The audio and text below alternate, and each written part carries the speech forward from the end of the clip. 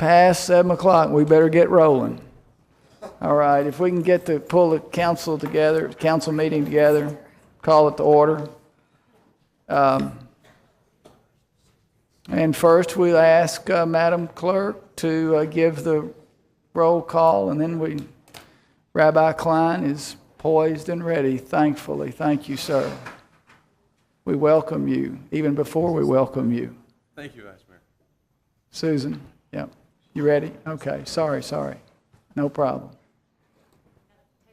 While you're doing that, we can all log in.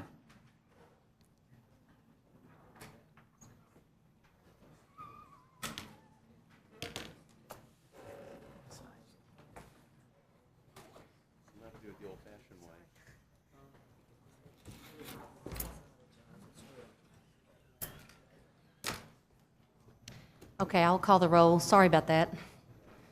Mr. Lane? Here.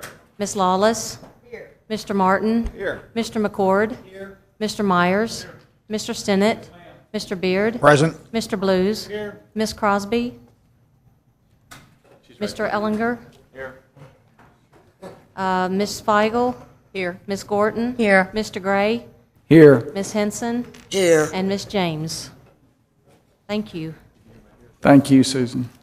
And Rabbi Mark Klein, we always welcome you for your thoughtful and counsel and prayer, and we welcome you again tonight. Thank you, sir. Thank you, sir. Thank you, Your Honor. Last night, former Israeli Prime Minister Ehud Olmert spoke at University of Kentucky.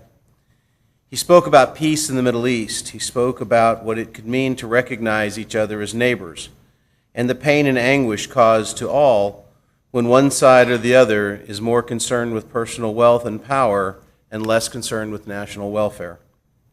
As he spoke, even as he answered the hecklers, he drove home the point over and over again that it takes a partnership to not only bring peace, but even more so, to maintain it. At that point in time, he was not an Israeli speaking against Palestinians, but a statesman recognizing the problem that keeps people separated and at odds. It's not the residents who hate each other. It's the power brokers who do not live in these communities, who willingly sacrifice the well-being and security, the lives of the people who do live there. When terrorists launch rockets from civilian homes, the targets suffer. The civilians in the homes suffer. The unintended targets that get hit by misfired launchers suffer. Everyone suffers, except those who grow their own power and wealth without concern for life or dignity, while the lives and dreams of families burn in homes and communities lacking security or safety. And I thought about how true this lesson is even in our own lives, in our own backyards, as people take advantage of others' vulnerabilities for their personal gain. As prime ministers, as elected officials, as civil servants, and even we as citizens, each of us has accepted a call to service, to protect those who are in need of protection, to rein in the power of those who seek more power, to make sure that people can be safe in their homes, and that communities can thrive in ways that serve the best interest of the people whose lives are impacted by the decision-making that happens in other rooms by other people whose security and life bear no risk whatever decisions are made. When rockets are launched, return fire is expected. When we put our neighbors at risk, their fires become our devastating nightmares. I pray for the peace of Jerusalem and Gaza, Sderot and Bethlehem and Lexington. I pray that we'll find ways past our own wants to hear the call of those who are in need and at risk. I pray that each of us will make decisions that make sense as though we were the ones at risk, as though ours were the lives that were at stake. I pray for the world that more and more can find themselves in homes safe from violence and the indignities that currently run rampant in this world.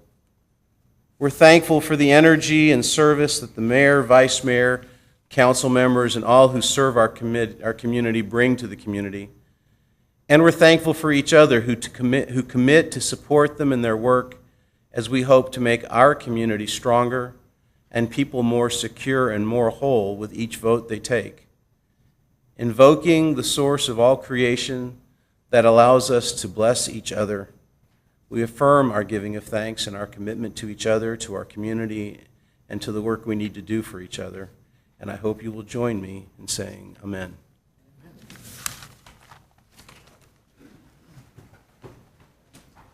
Thank you so much, Rabbi Klein.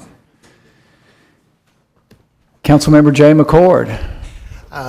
Council members, Vice Mayor, I wanted to introduce you this evening to a good friend and a gentleman who is here in our community working on his Eagle Scout designation, Quinn Lackey, who is also a fantastic cross-country runner, and his mother and I actually went to college together, and we both competed on Team Healthway for the Bourbon Chase Relay this past weekend. And so Quinn's going to be joining us tonight, and I wanted to introduce him to you. And as part of his Eagle Scout designation, he has to be a part of his city government, and what better way to do it than to join us up on the dais, so he will be sitting up here behind us. So I just wanted to introduce you to Quinn. Thanks for being with us tonight, Quinn.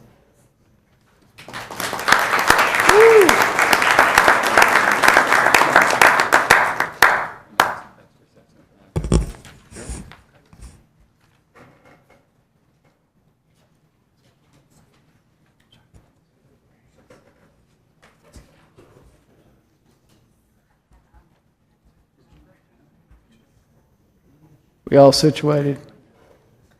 Jay, we're in good shape, right? Thanks, Councilmember McCord.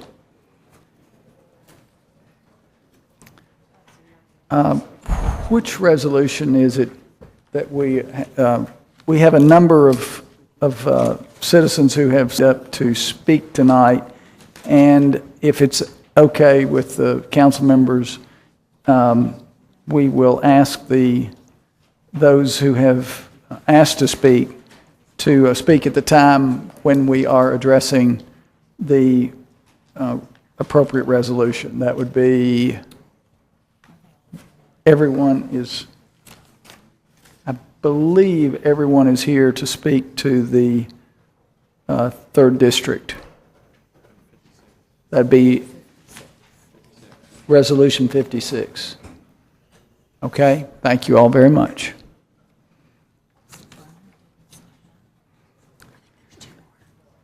Okay, so I have the list here, and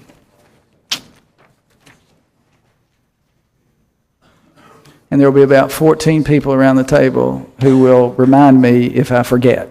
All right, and you all will be holding up your hands too. 56. All right. All right. Madam Clerk, I think we are ready then for ordinances entitled to a second reading.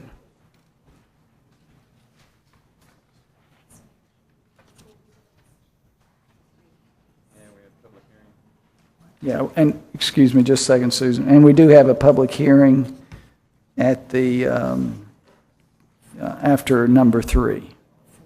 Before number 3? Before number 3, okay. Okay. And you have a motion before 4,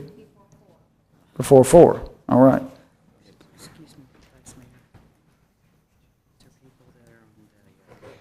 Ordinance number 1, an ordinance changing the zone from a 2-family residential R2 zone to a high-density apartment R4 zone for 1.288 net, 1.49 gross acres for property located at 1612 Versailles Road, subject to certain use restrictions imposed as conditions of granting the zone change. Homestead Nursing Center, LLC. Number 2, an ordinance of the Lexington Fayette Irving County Government authorizing and providing for the issuance of $35,805,000 principal amount of taxable sewer system revenue bonds, Series 2009, Build America Bonds Direct Pay, dated the date of delivery, subject to plus or minus 10% adjustment as to the principal upon the sale thereof, for the purpose of financing a major capital expenditure program for the construction of sanitary sewer facilities, setting forth the terms and conditions upon which said Series 2009 bonds are to be issued and outstanding, making certain amendments to Ordinance Number 96-2001 adopted on May 3, 2001, and relating to the Urban County Government's Sewer System Refunding Revenue Bonds, Series A and B of 2001, and taking other related actions. And now it's time for the public hearing. All right, we're now prepared for the public hearing. So the chair declares that the public hearing is open. Would anyone like to speak to the public hearing on ordinance number 3, the second reading to ordinance number 3? Seeing no one, public hearing will be closed. And clerk, you may continue. Ordinance number 3 for second reading, an ordinance authorizing the issuance of up to $4,065,000 of cultural and recreational revenue bonds, Series 2009, Anchor Baptist Church Incorporated project of the Lexington Fayette Urban County Government. The proceeds which shall be loaned to Anchor Baptist Church Incorporated to finance the cost of refunding the Lexington Fayette Urban County Government adjustable rate demand industrial building revenue bonds, Series 2007, including penalties and/or premium, the proceeds of which were used to construct, install, acquire, renovate, and equip certain capital improvements to the facilities of Anchor Baptist Church Incorporated, providing for the pledge of revenues for the payment of such bonds, authorizing a bond purchase and loan agreement appropriate for the protection and disposition of such revenues, and to further secure such bonds, recognizing the bonds as qualified tax-exempt obligations under IRC Section 265B3G 1 and 2, and authorizing other actions in connection with the issuance of such bonds. Number 4. Vice Mayor, I have a motion on number 4. I'd like to make a motion that we table number 4, please. There's a motion to table number 4 and a second. Motion to table takes precedent. It's non-debatable. Is everyone prepared for this? We have a motion to table number 4. All in favor of tabling number 4, please indicate by saying aye. Aye. All opposed, nay. Motion to table carries. Number 4 is tabled. Madam Clerk, Number 5. proceed. An ordinance amending certain of the budgets of the Lexington Fayette Urban County Government to reflect current requirements for municipal expenditures and appropriating and reappropriating funds, FY 2009, Schedule Number 167. Number 6, an ordinance amending certain of the budgets of the Lexington Fayette Urban County Government to reflect current requirements for municipal expenditures and appropriating and reappropriating funds, Schedule Number 68. Number 7, an ordinance authorizing and directing the mayor on behalf of the Urban County Government to accept a grant from the U.S. Department of Justice, which grant funds are in the amount of $441,600 federal funds under the 2009 Recovery Act Edward Bryan Memorial Competitive Grant Program, hiring of civilian law enforcement support personnel, are for the Lexington Redeployment Project for the Division of Police, at the acceptance of which does not obligate the Urban County Government for the expenditure of funds, appropriating funds pursuant to Schedule Number 69, and authorizing the mayor to transfer unencumbered funds within the grant budget. Number 8, an ordinance authorizing and directing the mayor on behalf of the Urban County Government to accept a grant from the U.S. Department of Justice, Office of Violence Against Women, which grant funds are in the amount of $400,000 federal funds from the Grants to Encourage Arrest, Policies, and Enforcement of Protection Orders program, are for continuation of a project designed to hold perpetrators of domestic violence accountable for their actions through investigation, arrest, and prosecution, the acceptance of which does not obligate the Urban County Government for the expenditure of funds, appropriating funds pursuant to Schedule Number 70, and authorizing the mayor to transfer unencumbered funds within the grant budget, and authorizing and directing the mayor to execute subrecipient agreements with Bluegrass Domestic Violence Program, $52,000, Bluegrass Rape Crisis Center, $8,000, Legal Aid of the Bluegrass, $5,000, Kentucky Probation and Parole, $6,000, University of Kentucky on Drug and Alcohol Research, $4,000, and Fayette County Domestic Violence Prevention Board, $10,000. I believe there's a motion for number 9. It's a motion for number 9. Councilmember Myers, I believe you've got a motion number 9. Sorry about that. Thank you, Vice Mayor. I move to amend ordinance number 9 under second reading of ordinances to require that all appointments to the Lyric Theater and Cultural Arts Center Corporation Board shall be made by the mayor, subject to confirmation by the council. The current ordinance gives the board authority to make its own appointments after the terms of the initial directors expire. This is a material change and requires a new first reading. So moved. There's a motion and a second to amend number 9 as suggested by Councilmember Myers.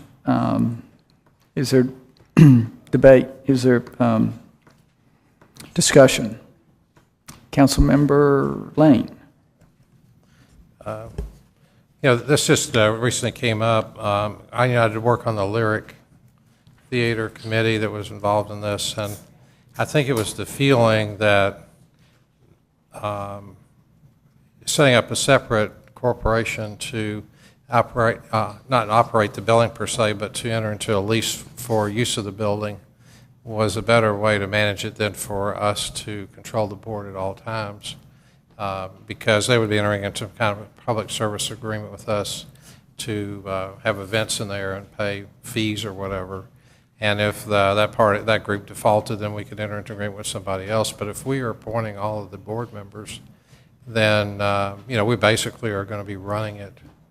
That is the concern that I had. I'm not saying that we can't do it either way, but I think it would be appropriate rather than to just change it immediately. Maybe that we did give it a little bit more discussion and thinking before we make a final decision. I guess if we are changing this, we'd have another vote coming up. So maybe in the next 2 weeks we could discuss it, just to make sure we know what we're, reconsider what we're doing, make sure we're in the right direction on that. And I would add that, the Lexington Philharmonic, Lexington Ballet, many of these groups, they're all, run their own money, they raise their own money, they pay all their bills and rent facilities to do their performances in. I think that we ought to structure the Lyric in the same format. But I just would ask for everybody to think about it before we make a quick vote. Thank you. Councilmember Crosby. I was just going to ask maybe, and Shay might know the answer to this, don't we have boards that are currently, I think of the Explorium Board where the mayor appoints the board, and yet they have a separate agreement from the Urban County government. Now, we just voted on it a few months ago, and we didn't change to where we would take away, where they'd be able to appoint their own board members. So I guess I was asking that question, but I guess I'm kind of answering my own question, is that we currently have boards like Councilmember Myers is suggesting already. May I answer the question, Vice Mayor? Is it okay if I? Yeah, sure. That is true that we do have some boards similar to the Explorium. There's been a lot of talk from Explorium folks about trying to change it where we no longer appoint the board members. I don't know if you're familiar with that or not. Let me just start by saying the recommendation that is currently on the docket for the form that it's in now was the recommendation by Dr. McCorvey and Jim Clark. Their experience was that having a board that was perceived to be more independent was better for long-term fundraising than for boards that are perceived to be too tied to the government. And the reason behind that is, in their experience and opinion, if it is perceived to be too much of a part of the government, then people say it's a government organization, the government should pay for it. We do have several boards, such as Picnic with the Pops, Friends of the Dog Park, and a bunch of other ones, where we don't appoint to Friends of the Dog Park, but we do appoint to Town Branch and, I'm sorry? Town Branch, now what am I talking about? Town Branch, Picnic with the Pops and others, but the main difference with the Lyric is that the Lyric is being asked to raise a substantial amount of operating each year. And I'm not aware of any boards where they're required to raise the same amount of operating as we're asking the Lyric to raise. And maybe somebody could correct me on that. I don't feel that this is a deal breaker one way or the other.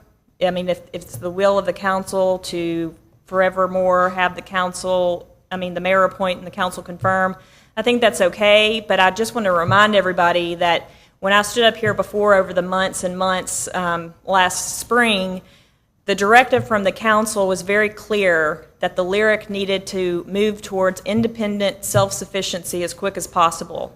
And I presented, with the help of the business group, a plan that would get them towards self-sufficiency in about 5 years. So that was another part of why we wanted a board that would take ownership and not lean on the government as much for as much support. That's just the recommendation is not mine alone. It was Dr. McCorvey's and Jim Clark's and their opinion from the art world.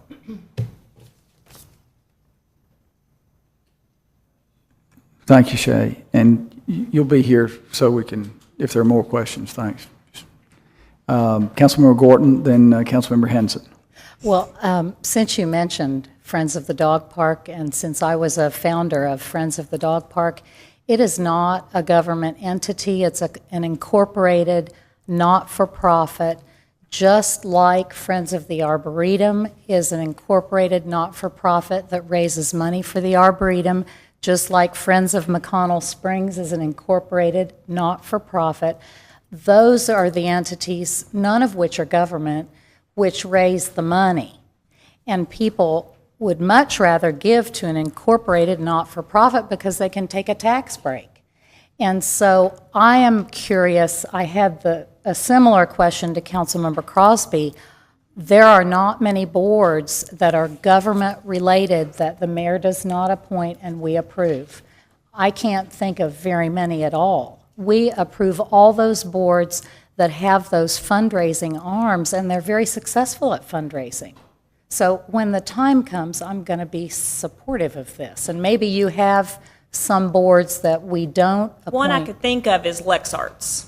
They're obviously a major fundraising arm, raising over $1 million a year to support arts agencies, and we do not appoint to the board. We enter into Yes. a PSA with them, of course. Well, we do appoint to the board because I serve on that board, and I was a mayoral appointee. But we don't appoint the entire board. It's in LexArts bylaws where one member should be, I don't know what exactly it says, whether it's council or a mayor's designee, but the board itself is not solely appointed by the mayor and confirmed by the council. Do you have some other examples? Because I think that's what several of us are wondering. Madam Gordon? I don't, but perhaps a question is, what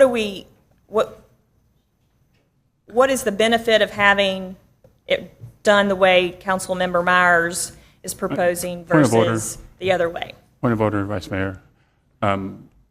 She's not to depose the council. If we ask questions of her, then she can answer the Well, questions. okay, point I of really say- want to be an attorney really bad. I'd also say, point of correction, LexArts is not a city board. And so the comparison she's making is not accurate. Well, okay, the chair has the authority in the case of point of order to comment, to make a declaration. Let's allow the conversation at this point in time with an amendment. I just encourage that we have the conversation, and my inclination is to listen also to what Mr. Lane said. There are a lot of issues associated with this, a lot of issues that are going to create precedent. So understanding fully the mission and the purpose is really what we're trying to examine here, and it's going to be tough to do it, in my view at least tonight, for me to make an informed vote, I would say that. So in terms of hearing this out, hearing what Ms. Raybold has to say is worthwhile for us, and then engaging, we have at least 4 more questions here. Is that fair? Okay? Okay. Thank you. So, Ms. Henson, do you have anything else, George, on that one? Okay. Councilmember Henson. Thank you, Vice Mayor. I guess my thinking on it is with the lyric that the LFUCG does have a financial obligation, and I do feel like it would be our responsibility, as long as that exists, to have some control over the board. At which time the lyric becomes self-sufficient, then I would be more in favor. Or if they wanted to split off as a separate entity, then that would be a different situation. But my feeling is right now that I would support the amendment. Thank you. Councilmember Myers. Thank you, Vice Mayor. I just say there's one other example of a board that the mayor appoints and the council approves that raises a boatload of money, and that's the Lexington Center Corporation Board. And they have, as Councilmember Gordon said, no problem fundraising, and the mayor appoints and the council approves. Also, I would say that there's no other city board that the mayor doesn't appoint to and the council doesn't approve. And I'll just stop there. Thank you. Councilmember Martin. Thank you, Vice Mayor. I have to admit, I'm a little bit torn on this because when Councilmember Myers and I talked about it, it seemed logical that the Lyric Theater Board would be treated as other boards that are funded by LFUCG. But in fact, that there are a lot of different examples of this, and the fact that many of the arts organizations are in fact sort of they pick their own boards. Many of these organizations, the board members are large contributors to the organization. That's typically what you see in Lexington. But the other item is that I have enormous amount of respect and deference to Jim Clark and to Dr. Everett McCorvey, who have put in a lot of hours on this. And I guess where I'm coming down, if it's their recommendation, and Shay, I guess I'd put this in a form of question. If it's their recommendation, can you explain really what Jim Clark and Dr. McCorvey have recommended in this area again? Well, I tried to explain it the best I could already. I'll just say it again. I spoke with Jim Clark again today, and I think he sent an email. I'm not sure who he sent one to. Actually, Dr. McCorvey is the one who presented this recommendation to the work group at first, and then Jim Clark agreed.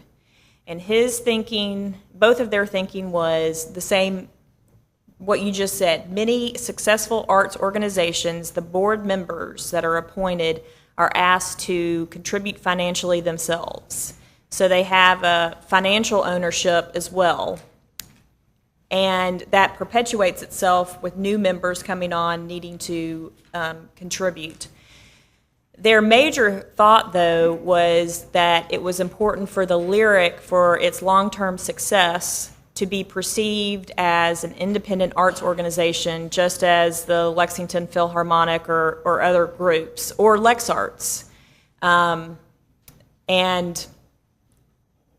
they felt that if something was thought to be way too much a part of the government, where politics comes in, perhaps the mayor or the council doesn't support the organization anymore. They put people on the board that may not be as committed to the board as if the Philharmonic were continuing to appoint their own board.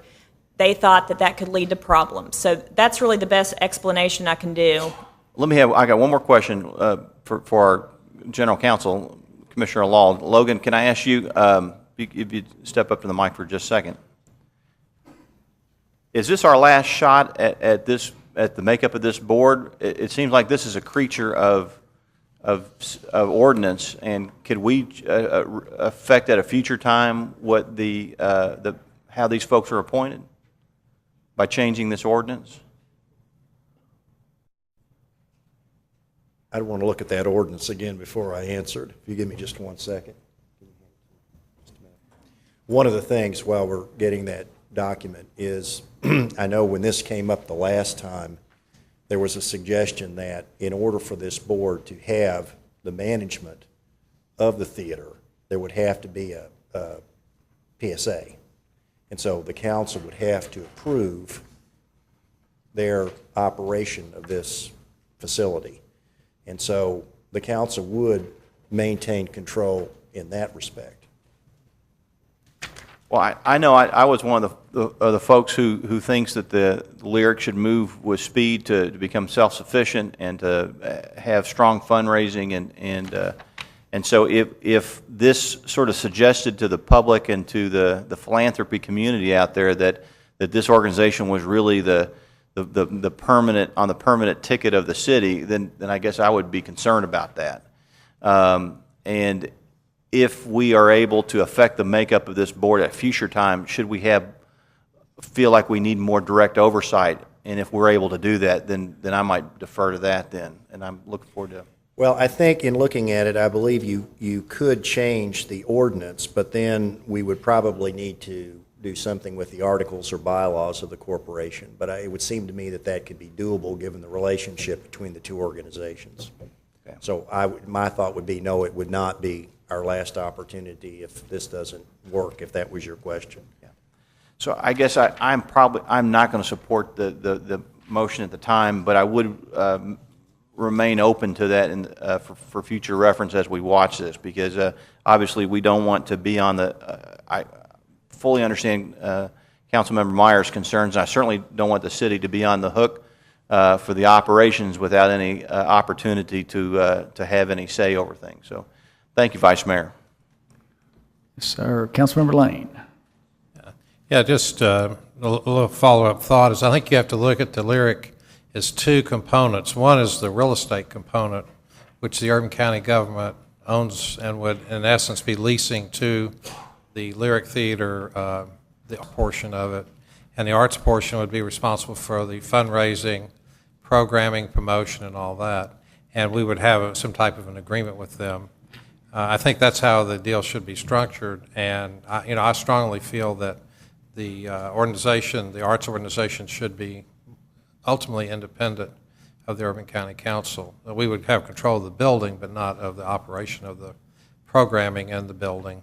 And that's a lot the way the Philharmonic and the ballet and many of the other arts groups are structured.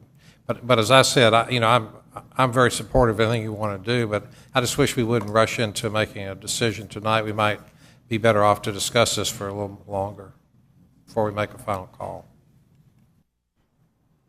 Councilmember Beard. Thank you, Vice Mayor. I guess I'm going to have to take exception to a comment just recently made by Councilmember Martin. We're already on the hook. We have an investment, a large investment, and if in fact the funds aren't raised and the money isn't there, we're not going to turn our backs to it and walk away. It just can't happen. So we're on the hooks. Well, we may not be legally on the hook. We're on the hook, and we need to recognize that. And so I favor what Councilmember Lane mentioned, that we need to maybe table this and look at it a little closer and restructure and make sure this is exactly the way we want it to be. Thank you. I see Shay jumping up quickly. I don't know if I'm out of order or not. I just want to say one thing. We are kind of under a time crunch in that the board that we're going to ask to operate and manage this facility is responsible for hiring an executive director, getting the organization up and going. And so we have not brought forward to you any appointments yet because the mayor didn't want to ask people to serve in certain capacities that you all might choose to change. So our next step is bringing forward people for you to actually appoint. So I would just, if you're going to table it, it's certainly up to you, but I just want everybody to keep in mind that we need to move quickly to get a board appointed so they can begin their work as soon as possible. All right, Councilmember Gordon. Well, what if we leave it, what if we have a discussion on Tuesday about this? Could we bring so that we don't delay it any further, which I don't want to delay it either, and I don't think any of us do. Could we discuss it at the work session on Tuesday? What would you recommend we do today? Because it's on for second reading. Table it until Tuesday? We have to, well,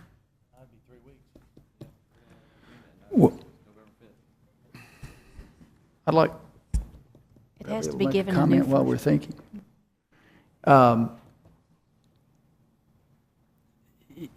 It does seem to me that this is a significant issue because if we look downstream, the operating models that we are considering here really can have a long-term impact on the strategy, which is to try to create a self-sustaining operation through a healthy amount of fundraising.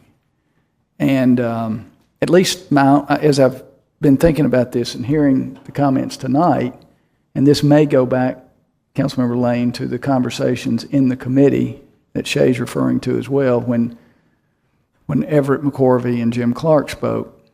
When I think, for example, of the inquiry or the request to join the Civic Center Board, I didn't have 1 minute thought about reaching into my pocketbook.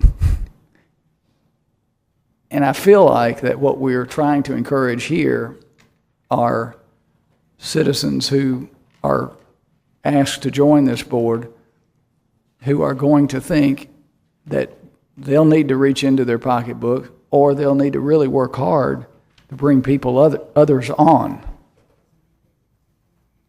And those expectations and those requirements may come from, or do come from, different organizational expectations. And the creation of these, the way in which we create and the way in which we nominate really could have a big impact on that result. So, at least myself, I'm trying to distinguish between these different governance structures and the operational expectations of them. Okay, that's just, so a little bit of time and a little bit more information might help inform this decision, is what I'm saying. Yeah, Councilmember Myers, and then Councilmember Lawless. Could I ask how you got appointed to the Lexington Center Board? I think the precedent is, well, the mayor appointed me, but the precedent has been that, someone from the council, and I think typically the vice mayor has been an appointee. Right. My expectation was never that I would be expected to do what I'm expected to do on other boards, where, before I go on that board, I'm asking, what am I expected to contribute? How much am I expected to raise for this board or for this organization? Right, and the point that I was getting at is that you had that expectation going in. You expected to pull money out of your pocket and contribute because you were going to be on the board. I think is what you said. Yeah, not on the Civic Center. Oh, I thought that's, okay, I thought you said. No. Okay. I misunderstood. I would have said no. Okay, I misunderstood you then. Yeah. Vice Mayor, excuse me. Yes, sir. Susan just mentioned that there is a special meeting on the 27th at 3 that was scheduled for another purpose, for the TIF public hearing, but was there actually going to be we could add this to the agenda. So the thought would be, if we added to the agenda that day, this item, you could go ahead and discuss it next Tuesday, and then have it considered on the 27th. I'm sorry, Logan, you're saying so we could have the discussion on the... Right. I think Councilmember Gorton mentioned discussing it next Tuesday. At the work session. Yes, sir. And then the 27th, you've got that meeting, your public hearing for the TIF, Mr. Krikorian's TIF. So, Vice Mayor? Yes, sir. If this amendment passes today, then would we be able to, we could discuss it Tuesday for sure, but then would we be able to put the amended, it'd get new first reading tonight, and then put the amended version on that special meeting? That would not, Councilmember Myers, that would not be a problem. We could change, because you could do 2 readings in one night. Right. Event, so. Okay.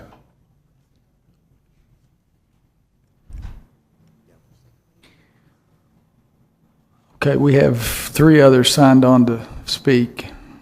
Councilmember Lawless, Councilmember Martin, Councilmember Crosby. Councilmember Lawless.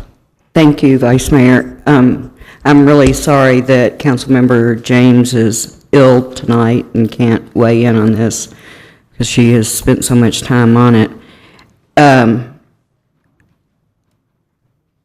If we commit to it being a mayor-approved board, are we then getting into the same situation permanently as we are with the airport board and the library board and all the other boards where the council is powerless to speak or take any action?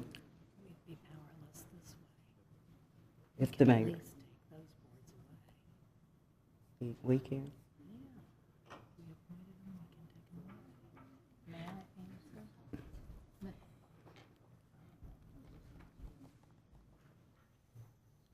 I just, No, Councilmember Lawless, in the two boards that you just mentioned, those are governed, the appointments and removals are governed by state statute. That's what makes that different. Okay. This is by ordinance. There's no state statute that governs this at all. so regardless of what we pass, whenever we pass it, we would have an opportunity at a future date or future councils to change how the board is made up, who appoints it or whatever. They could change this. Well, that's the same question Councilmember Martin asked just a second ago, and I think you could actually change the ordinance, but to the extent that you have a separate corporate entity, I believe we could probably get bylaws changed if the council felt strongly about it, if we changed the ordinance. But the way this is set up is that the city would be involved in the appointment of the initial directors. There are staggered terms. And then once those initial terms are up, then it would become self-perpetuating. Yes. Yeah, I understood that part. Okay. I just wondered if we would be able to at some time change that. So I just want to... Councilmember Lawless, excuse me one second. I think the answer, I'm going to go back and say, because of what Mr. Beard is correct, what we're talking about here is a substantial asset owned by the city. We're going to have the relationship through the professional services agreement. And so I think because of the relationship between the two entities, regardless of how it's set up, the council is going to be able to influence that. I just don't want to hold this up. It's been lingering. The other point I would make to that is if you choose to go with the existing ordinance, if for whatever reason you don't like how the board is operating, you can always not enter into a PSA with them and then create a whole nother board at a later date. Right, Logan? He says yes. All right, Councilmember Crosby, then Councilmember Gordon. Yeah, I have a few things. I guess just in response to Councilmember Lawless's comments, I think I would believe because by ordinance, since this is not a state board that's regulated by the state, that we at any time can change the ordinance, whether we enter into the opposite of what you just said, we can do the opposite just as easily. If we enter into a PSA, we can change it to where they have control versus where if they don't have control. Does that make sense? So we can do the opposite of what you just said as well. And then with all board appointees, if the mayor's appointing, they come before the council, so we are the final approval. Ultimately, we see all the candidates. They go through a vetting process, and it's pretty stringent, the things that they have to turn in before they get to us and get appointed to these boards. And I just have a problem. I serve on a board that is partly supported by city funding, and the mayor appoints it. And I just don't think that any board that's receiving our funding should be based on people who have deep pockets and the ability to fundraise strictly for those boards. I think that we need to be looking at people who are diverse and who represent our community, and we have a process where we do that now, and we have the final authority with our vote on who gets on these boards. And it shouldn't be based on deep pockets. It should be based on the best qualified person. So that's all I have to say. Thank you. Councilmember Martin. Thank you. This is a different kind of creature, and I know we beat this horse. We just need a vote. Kevin, Councilmember Stinn's agreeing with me. But I just wanted to sort of clarify, this is going to be a Kentucky nonprofit corporation, and so then that's going to be different than our other boards. And so what Commissioner Askew is saying is that we're going to wind this up, and this is going to be a Kentucky nonprofit corporation. And so it's going to be governed by KRS Chapter 273. And there are a lot of other boards who aren't nonprofit corporations. And so what I think Commissioner Askew is saying is that that our ability to withhold funding, our ability to persuade the process, because they're going to rely on us, at least in the initial years, for funding, is an enormous amount of leverage for us to rework the organization should we need to, I think so. But they will need to sort of do that underneath the Nonprofit Corporation Act. Thank you, Vice Mayor. Councilmember Feigl? Thank you, Vice Mayor. Excuse me if I'm going to repeat something that was already said, because I've been reading.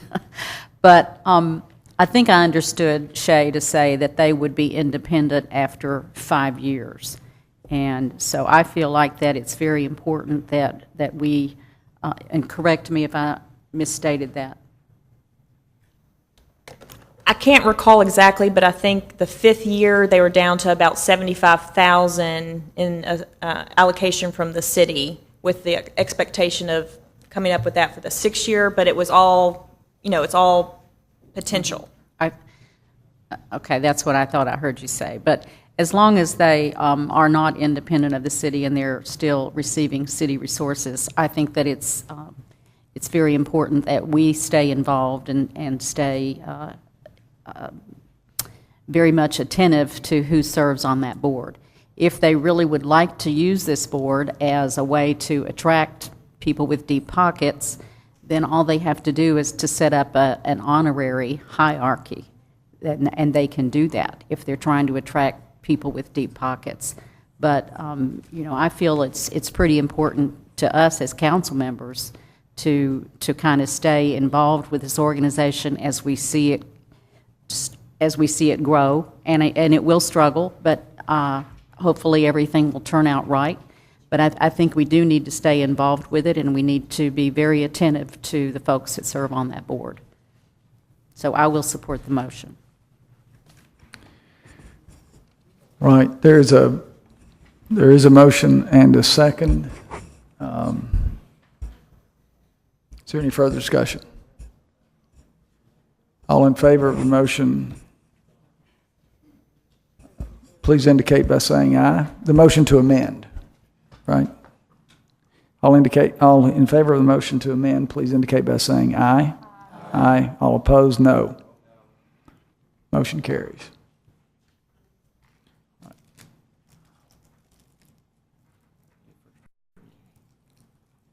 So we can get a first reading on the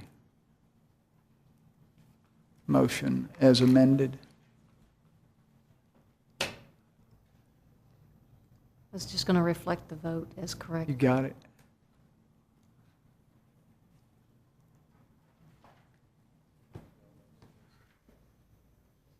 I believe that is correct. If not, I will stand corrected if somebody will tell me. Two voted no? Okay. All right. Thank you. I'll make sure that's...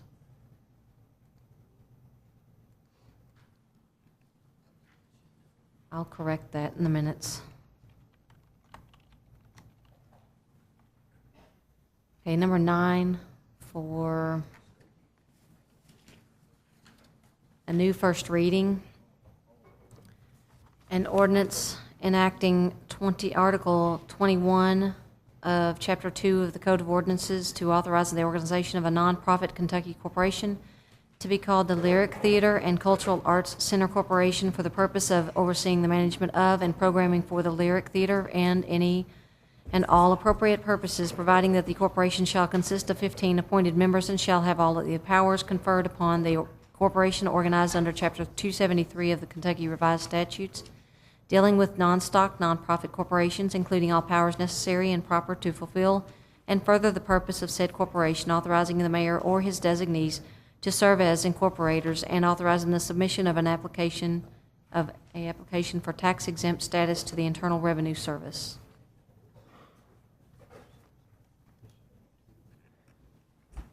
All right, do we need a voice vote or a roll call?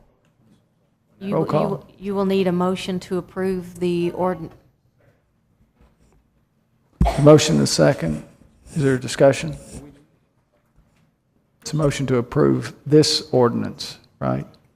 No. 1 that's- through 8. No, Okay. it's not 1 through 8. It's Just 1 through 3 and 5 through 8.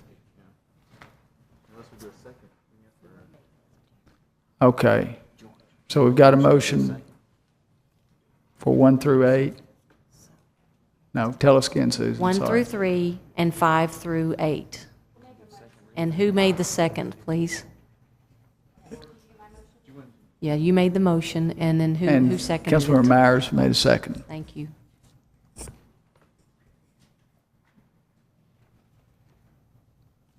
All right, is there discussion?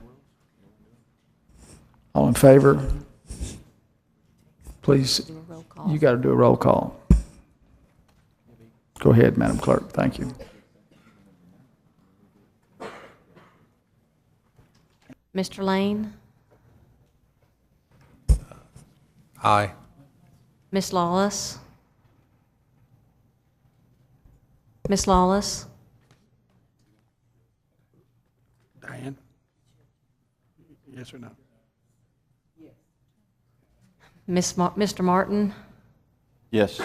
Mr. McCord? Mr. Myers? Yes. Mr. Stinnett? Mr. Beard? Aye. Mr. Blues? Miss Crosby? Mr. Ellinger? Miss Feigl?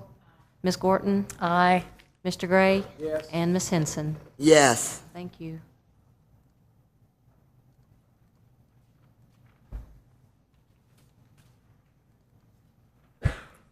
Can I ask a question here, Vice Mayor? Or if you're not going to ask for suspend the rules and give second reading on number 9, then are we going to wait till November 5th, or are we going to hear it on Tuesday and then put it on the special meeting? If we do, I guess we need to make a motion to put on that special meeting. Will we not? We can do it on Tuesday? Is that your hope? My understanding was that we would have more discussion about it on Tuesday. Yeah, I think that's fair to do that, and that'll give everybody on the council a chance to be here as well. Can we get, is Shay still here? Shay, okay. Can we get Everett McCorvey and Jim Clark here? I'll try my best. Yeah, okay, great. Yeah, that's fine.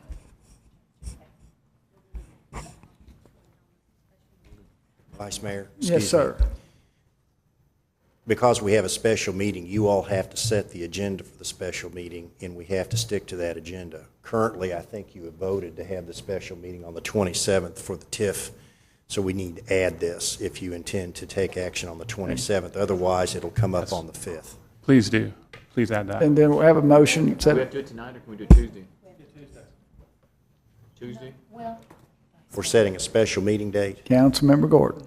Well, excuse me, but I think our clerk might have input about, do we have to advertise it now if we're going to put it on, or do we have time to advertise? We will have time to advertise that. That is a special meeting, and that's required 24 hours notice. So before the 27th, we have plenty of time for that.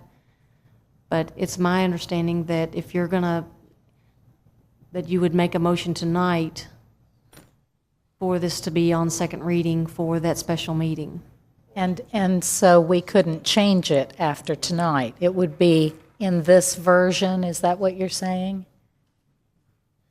This now has a new first reading and it's been amended. So if we move tonight to put this on for second reading, it's this version. Okay, the amended version Yeah. on Tuesday. Councilmember Stinnett. You can actually wait till Tuesday to put it on the special meeting docket, because we would approve it Tuesday, because I think after we had discussion, as it stands right now, it'll be November 5th if we don't do anything. So Tuesday, a motion can be made to put it on the 27th meeting docket, and that way, if further discussion warrants till the 5th, we still have it till the 5th for additional discussion. So that'd probably be the best way. All right, so is there a motion? We don't need a motion? All right. Let me. Okay.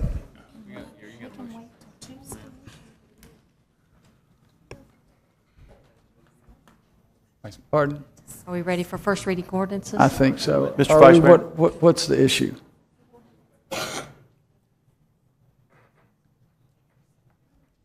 Councilmember Myers. Thank you, Vice Mayor.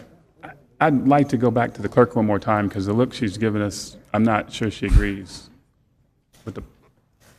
If the parliamentarian rules that it can be made on Tuesday, I'm certainly not going to argue with him, so. We set every special meeting or meeting docket on Tuesdays, so that's no different than setting a special meeting for the 27th, which, as long as we have the advertising deadline, which you said we would if we did it Tuesday, then we're okay. It's no different than setting any other docket. She just said the My advertising. only concern is that it is actually on, it's on tonight's docket. It's not, it's already been given first reading, so the motion that would be coming out of this meeting would be that it is already on this docket and it's not on the work session. So the motion would be to take it from this meeting to the 27th. And if you're speaking to it on the Tuesday, you're not going to actually be discussing this docket item. You will be discussing the issue, but not this docket item. So that's my only concern. So we would make a motion to remove it from the November 5th docket. We won't have a work copy, I understand that, because we don't have a council for 3 weeks, but you would still make the same motion to remove it from the docket and place it on the docket for September 27th in lieu of the 5th. So it can be accomplished either way, but that's a cleaner way so we can have discussion. Otherwise, if we go ahead and put it on there, it's going to get second reading tonight, no matter what the discussion is. And you don't have any more time to delay it.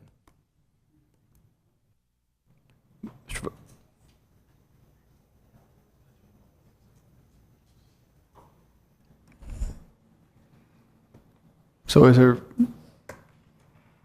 no motion then? We can discuss it next week.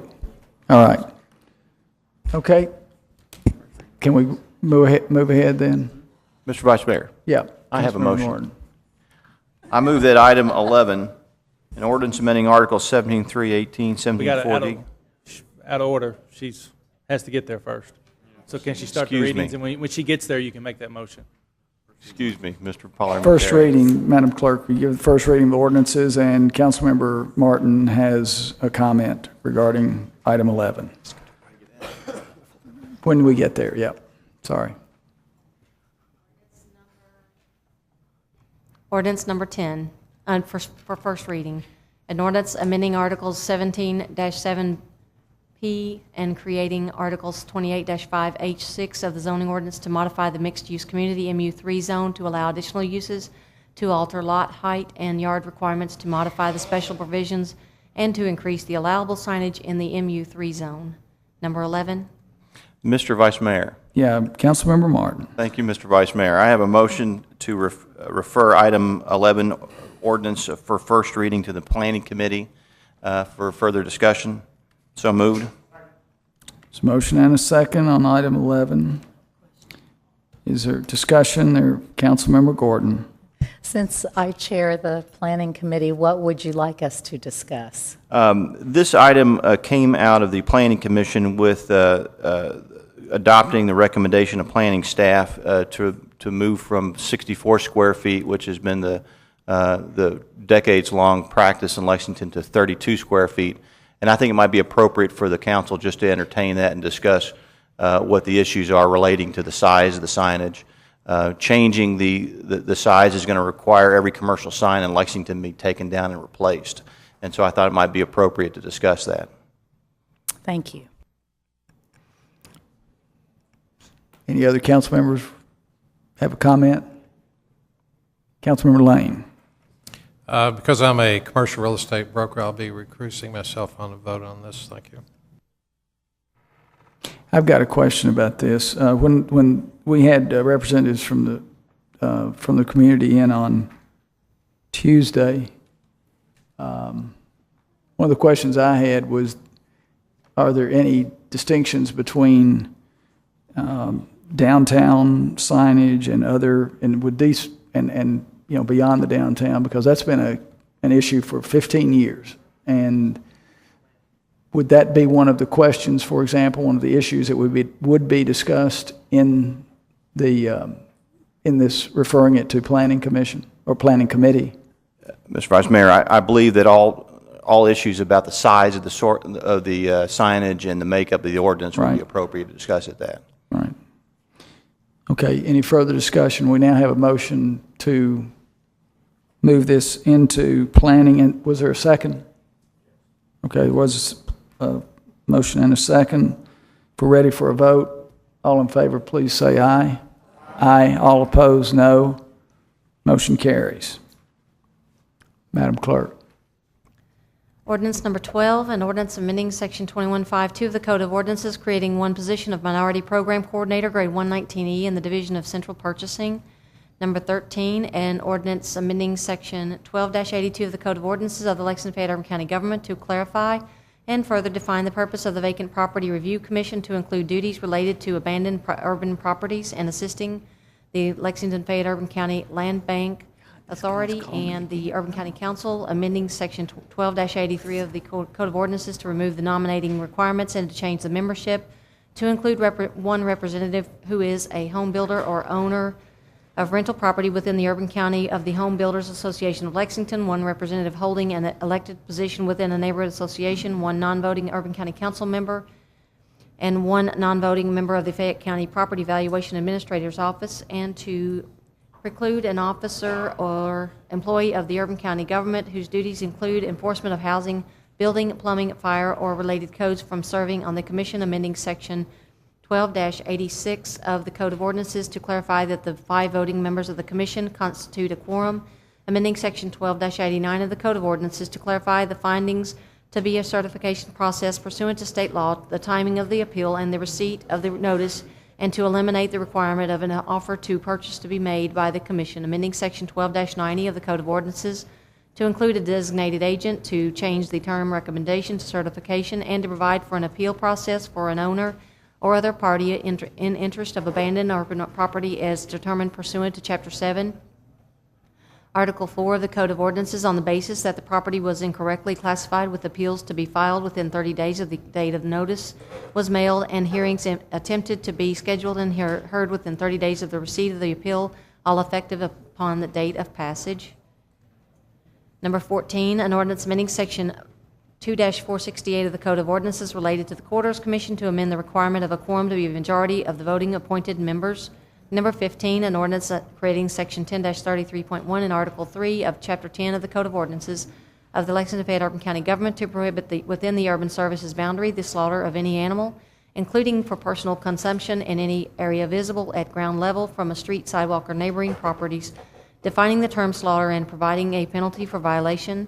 Number 16, an ordinance amending Section 4-2A of the Code of Ordinances relating to the care and treatment of the animals to amend the definitions for adequate shade and adequate shelter. Number 17, an ordinance amending certain of the budgets of the Lexington-Fayette-Urban County Government to reflect current requirements for municipal expenditures and appropriating and reappropriating funds, Schedule Number 72. Number 18, an ordinance amending Section 22-52 of the Code of Ordinances, creating 2 temporary positions of evidence technician, grade 112N, and 1 temporary position of police analyst, grade 111N, for a term of 2 years and ending on November 1, 2011, within the Division of Police. Number 19, an ordinance of the Council of the Lexington-Fayette-Urban County Government, 1, authorizing and approving the execution and delivery of a lease agreement between the Lexington-Fayette-Urban County Airport Board as the lessor and the Lexington-Fayette-Urban County Government as the lessee, relating to the issuance and sale of an amount not to exceed $75 million in aggregate principal amount of A, Lexington-Fayette-Urban County Airport Board General Airport Revenue Refunding Bonds 2009, Series A1, Lexington-Fayette-Urban County Government, General Obligations Non-AMT. B, Lexington-Fayette-Urban County Airport Board General Airport Revenue Refunding Bonds 2009 Series A2, Lexington-Fayette-Urban County Government General Obligation Non-AMT. And C, Lexington-Fayette-Urban County Airport Board Variable Rate General Airport Revenue Refunding Bonds 2009 Series B, Lexington-Fayette-Urban County Government General Obligation Non-AMT, all for the purpose of refunding, 1, all of the board's outstanding $46,395,000 variable rate general airport revenue and revenue refunding bonds 2008 Series A, Lexington-Fayette-Urban County Government General Obligations AMT, and 2, a portion of the board's outstanding $26,235,000 variable rate general airport revenue and revenue refunding bonds 2008 Series B, Lexington Fayette Urban County Government, General Obligations, non-AMT at the Bluegrass Airport in Fayette County, Kentucky. And that's the end of the first readings. Are there any motions related to the first readings? So, none. Madam Clerk. Resolutions for second reading. Resolution number 1, a resolution accepting the bid of Wayne Supply, establishing a price contract for greater rental for the Division of Streets, Roads, and Forestry.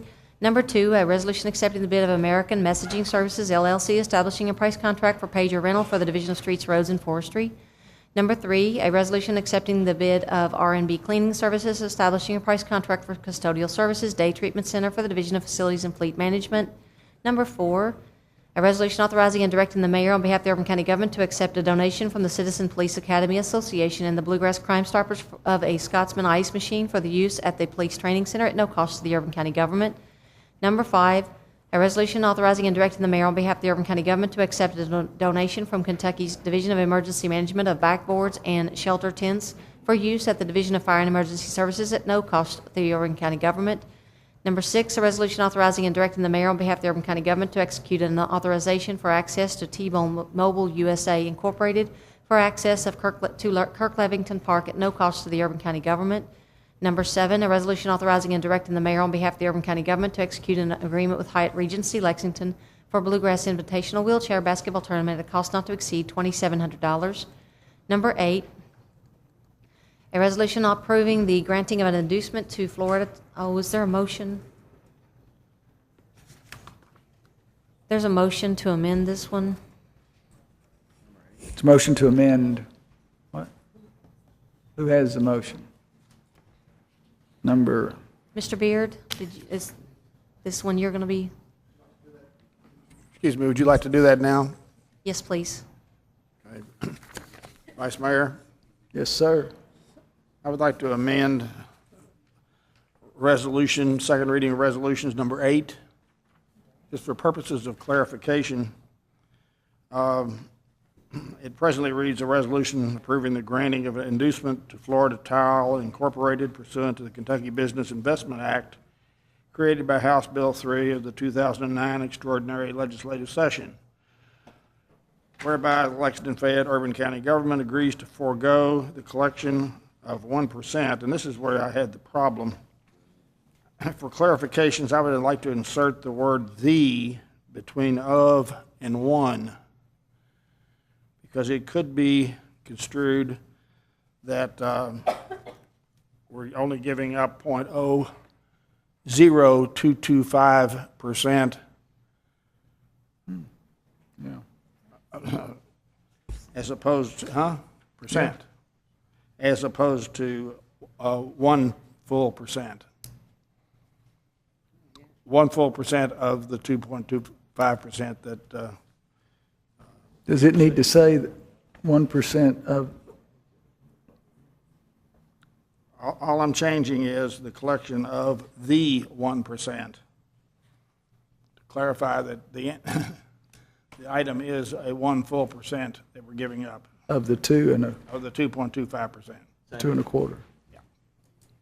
So motion and a second. It is not a material matter, by the way, and may be given a second reading this evening. And there's a motion and a second. Is any comment?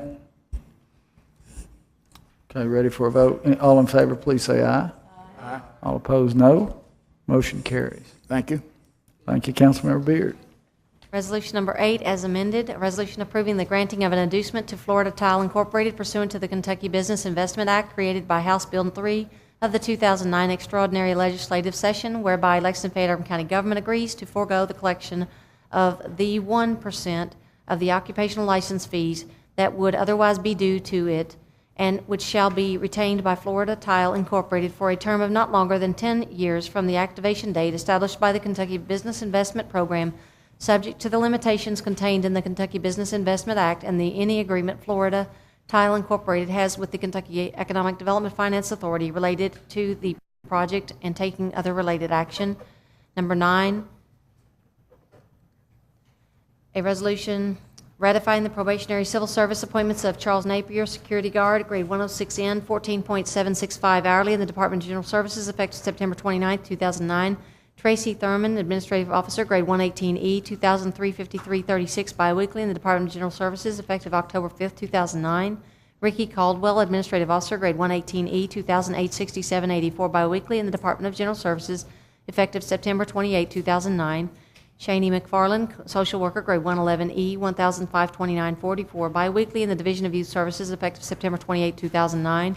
Ben Turpin, Deputy Director of Building Maintenance, grade 121E, 3,059.92 biweekly in the Division of Facilities and Fleet Management, effective September 14, 2009. Approving the unclassified civil service appointments of Bonita Hall, Administrative Specialist Principal, grade 114E, 1,749.60 biweekly in the Division of Water Quality, effective September 21, 2009. Tammy Bullock, Hilary Morgan, Joseph Probus, Elizabeth Irwin, Administrative Specialist, grade 110N, 16.543 hourly in the Division of Water Quality, effective September 21, 2009.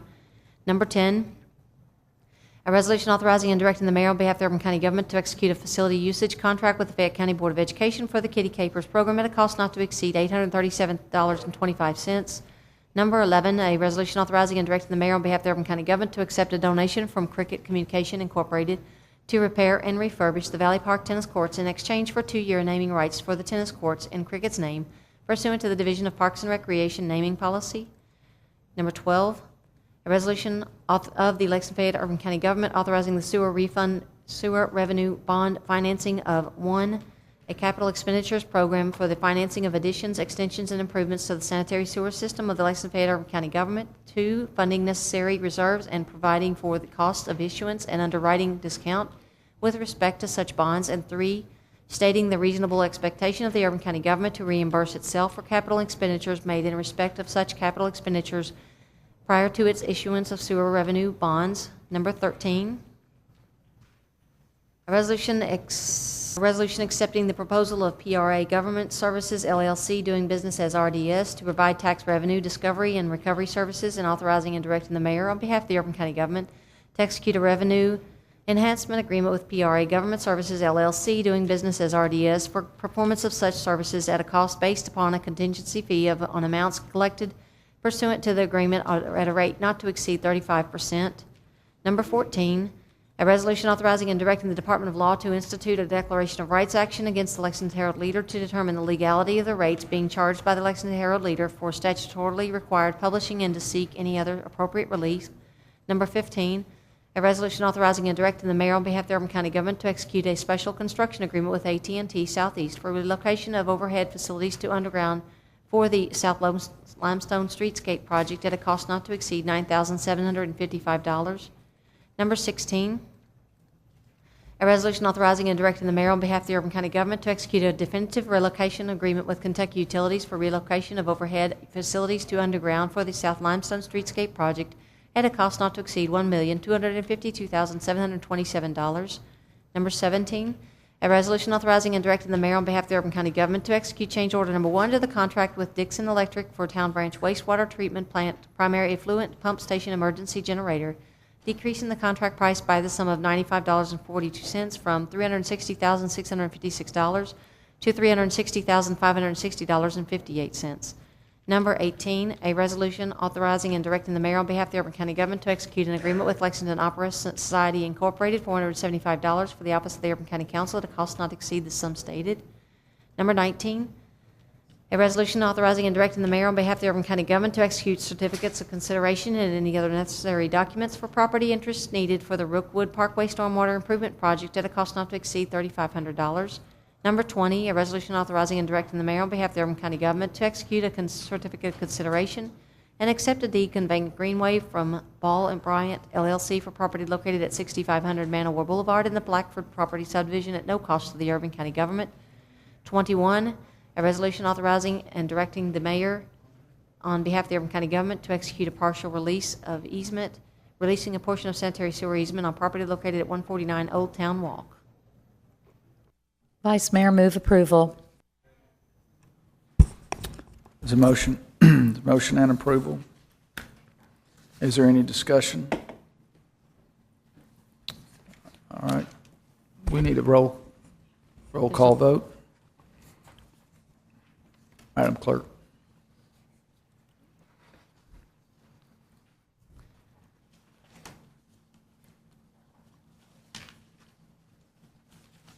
Mr. Lane? Yes. Ms. Lawless? Mr. Martin? Mr. McCord? Yes. Mr. Myers? Yes. Mr. Stinnett? Mr. Beard? Aye. Mr. Blues? No on 14, yes on the rest. Thank you. Ms. Crosby? Mr. Ellinger? Yes. Ms. Feigl? Ms. Gorton? No on 14, yes on the rest. Mr. Gray? No on 15 and 16, yes on the rest. Oh, Lord. Ms. Henson? Yes. And, okay, thank you.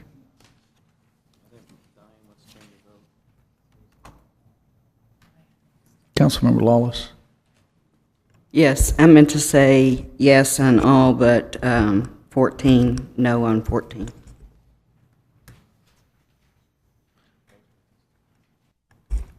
Okay. I'll denote that in the record. All right, those resolutions passed then. We're ready for resolutions entitled to first reading. What's the...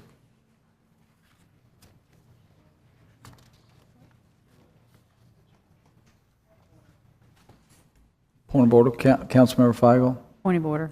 I think there was a change in a vote just made, and I know that I was denied that opportunity to do that a couple of meetings ago. I just want that clarified. Was that a vote change? The vote wasn't, I don't think the vote was finished in this case. Hadn't been declared. The clerk tells me that it was. Technically, I had pushed the record button. I'll Okay. take the parliamentarians. Only the chair declares the vote called, so the chair had not closed the voting yet.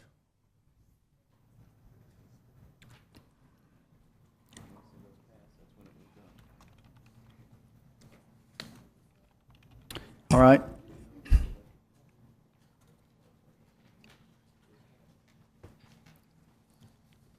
Resolutions for first reading. Resolution number 22, a resolution accepting the bid of Fire Alarm Pros LLC, establishing a price contract for fire alarm monitoring and maintenance for the Division of Facilities and Fleet Management.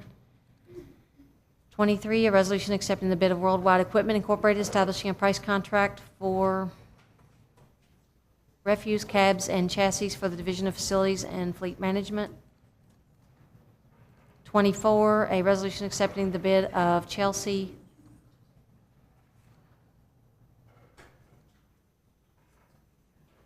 Associates Incorporated in the amount of $34,900 for progressive cavity pumps for the Division of Water Quality.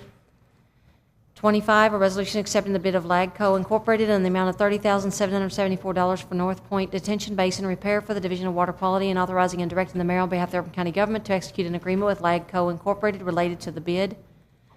26, a resolution accepting the bid of People Plus Incorporated, establishing a price contract for temporary labor for the Division of Emergency Management 911, and authorizing and directing the mayor on behalf of the Urban County Government to execute an agreement with People Plus Incorporated related to the bid.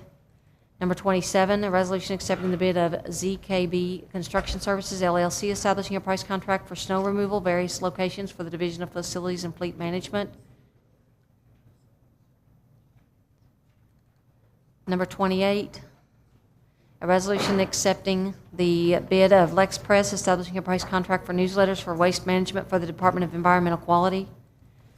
Number 29, a resolution accepting the bids of Athens Paper Company, Expedex, Self-Ed, Interborough Packaging, Ballman Paper Company, and Paper Products Incorporated, Diversified Distribution Company, establishing price contracts for janitorial supplies for the Division of Facilities and Fleet Management.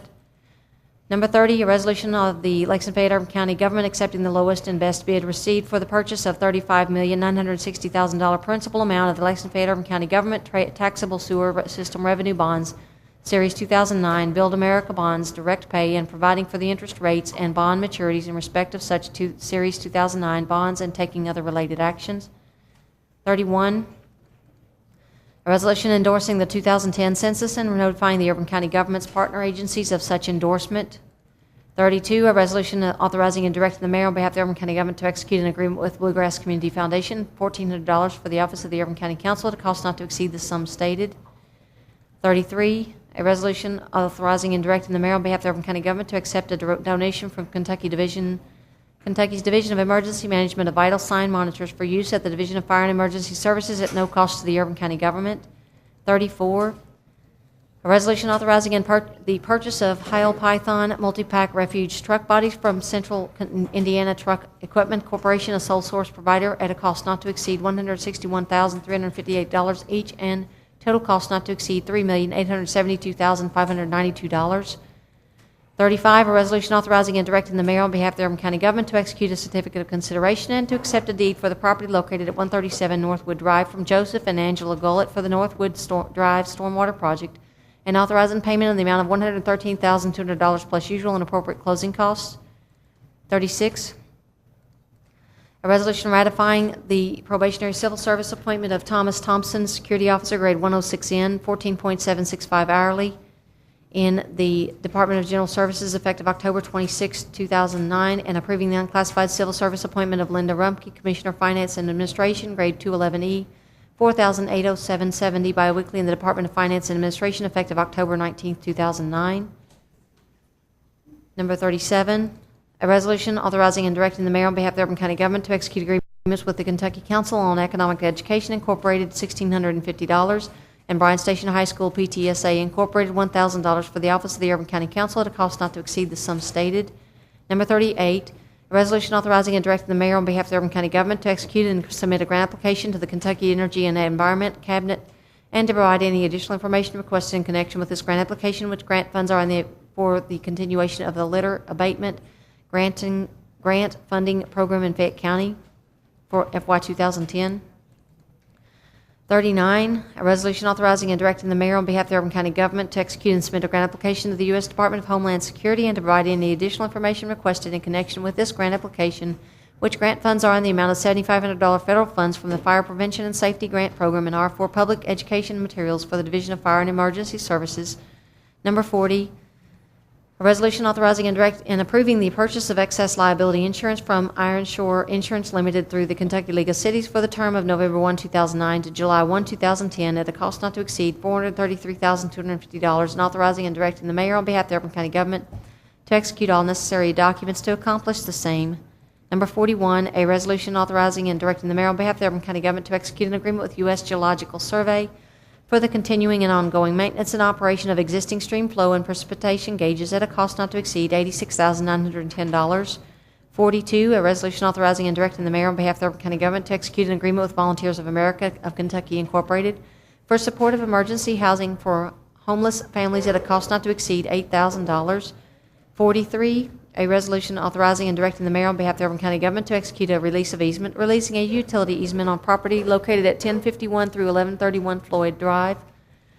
44, a resolution authorizing and directing the mayor on behalf of the Urban County government to execute change order number 2 to the contract with Strand Associates Incorporated for the feasibility study and engineering design of the Legacy Trail project, increasing the contract price by the sum of $40,700 from $1,069,300 to $1,110,000.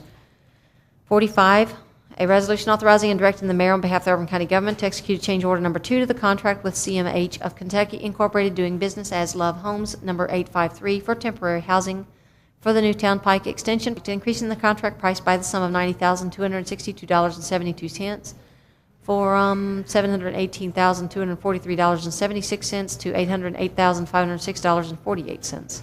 46, a resolution authorizing and directing the mayor on behalf of the Urban County government to execute change in order number 2 to the contract with Woodall Construction Company Incorporated for the South End Park temporary housing development for the Newtown Pike extension project, increasing the contract price by the sum of $42,010.30 from $792,745.53 to $834,755.83.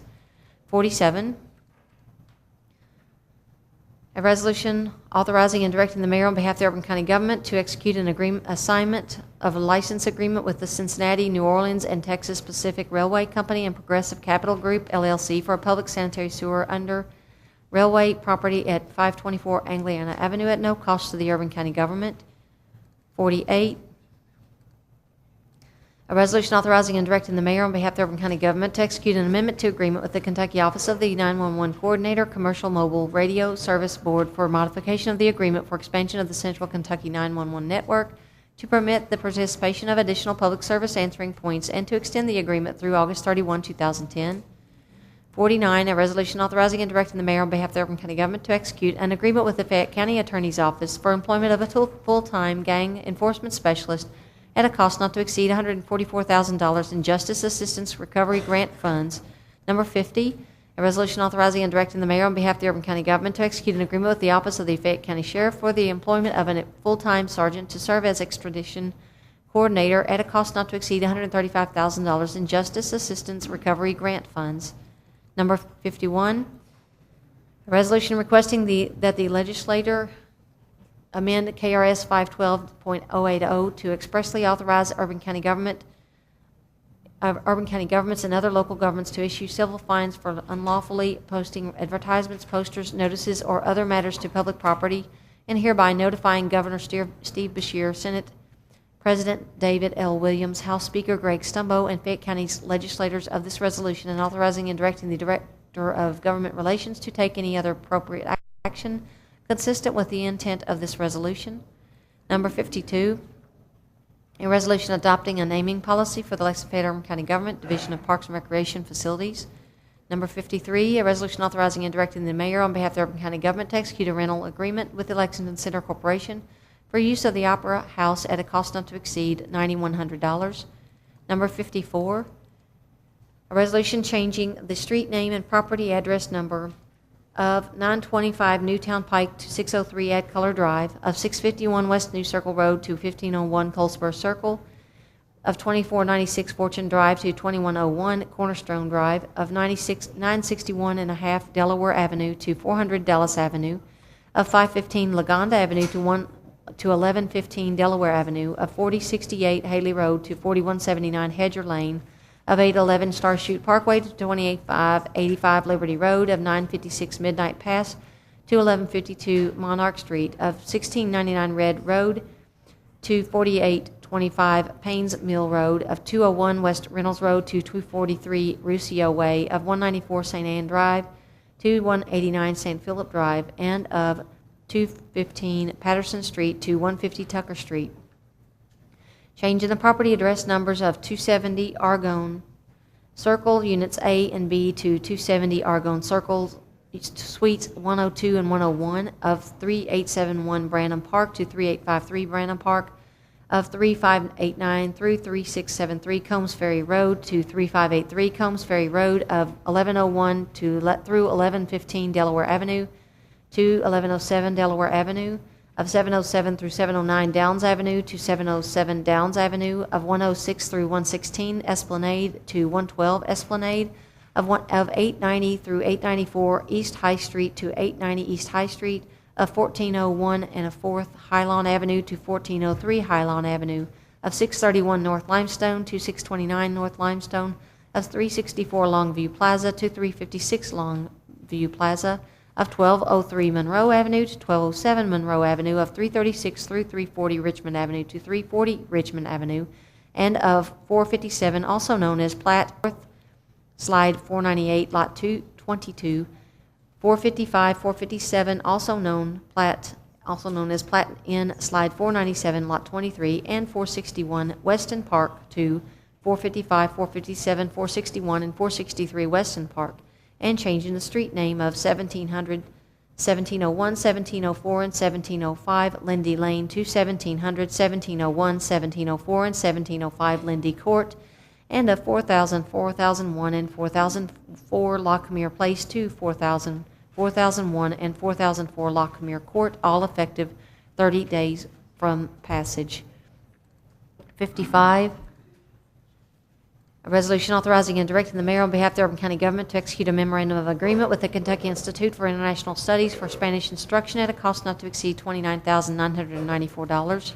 Madam And, Clerk, Yes. excuse me. You're on a roll there. I hated to interrupt you. But I think we do have, we agreed, the council agreed earlier that we would offer this time for citizens who have signed up to speak tonight on item number 56 on the agenda, on the resolutions for first reading. So we have several of you all signed up to speak, but I have, there's been a whispering in my ear that only one may speak. Hark, yeah. All right. Hark, you'll give us your name and address. I certainly will. You know, if you take everybody's 3 minutes here, including Bernard, you got about 40 minutes. You giving them I your time promise I tonight, won't. Bernard? No. All right, okay. Thank you, Vice Mayor. Thank you, Council. My name's Hark Pickett. I live at 228 Forest Park Road here in Lexington. We all came with a different thing to speak about tonight, but we've kind of quickly pivoted on that, understanding that the Council recognizes the concern that we've been driving here, and we really appreciate the hard work that's gone into that. This moratorium, there's a recognition that it's needed, and the first step to solving a problem is obviously recognizing that you have one, and we thank you for that piece of it. We look forward to continued engagement.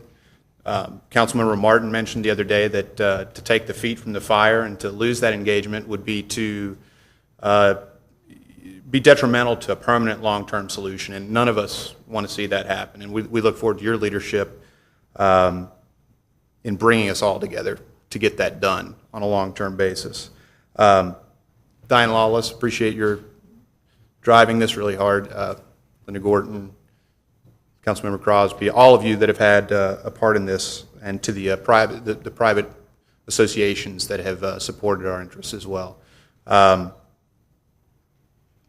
We look forward to continuing the discussion and working towards a long-term solution. So thank you very much on behalf of the folks that are here with me. Thanks. Thank you, Mr. Pickett. I'm told by Mr. Green that Dorothy Freeman is here as well, maybe to speak. Oh, he's all okay. Thank you. We thought maybe, Dorothy, you were going to speak not on a different subject, but in a different point of view. But that's okay, good. All right, Bernard, did you want to speak now to this or later? Not to this specific. Well, then maybe at the end. All righty. I think he knows the procedure. Yeah. All right, then we can proceed. Madam Clerk, thank you.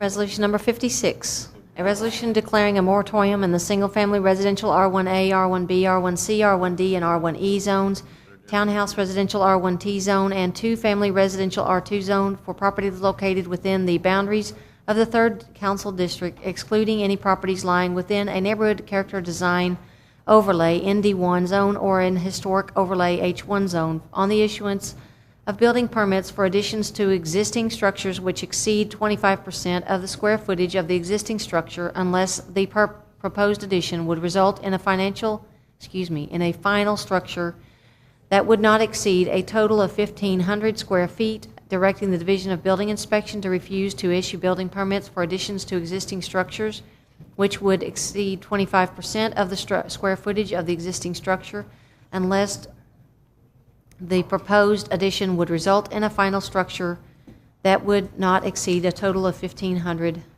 square feet for the duration of the moratorium, establishing the purpose of the moratorium to allow the Urban County government sufficient time to study existing regulations to protect the character of existing residential neighborhoods, and setting the duration of a moratorium to be 6 months, or when the council takes final action on possible amendments to the text of the zoning ordinance or map amendments for certain residential areas, whichever event occurs first.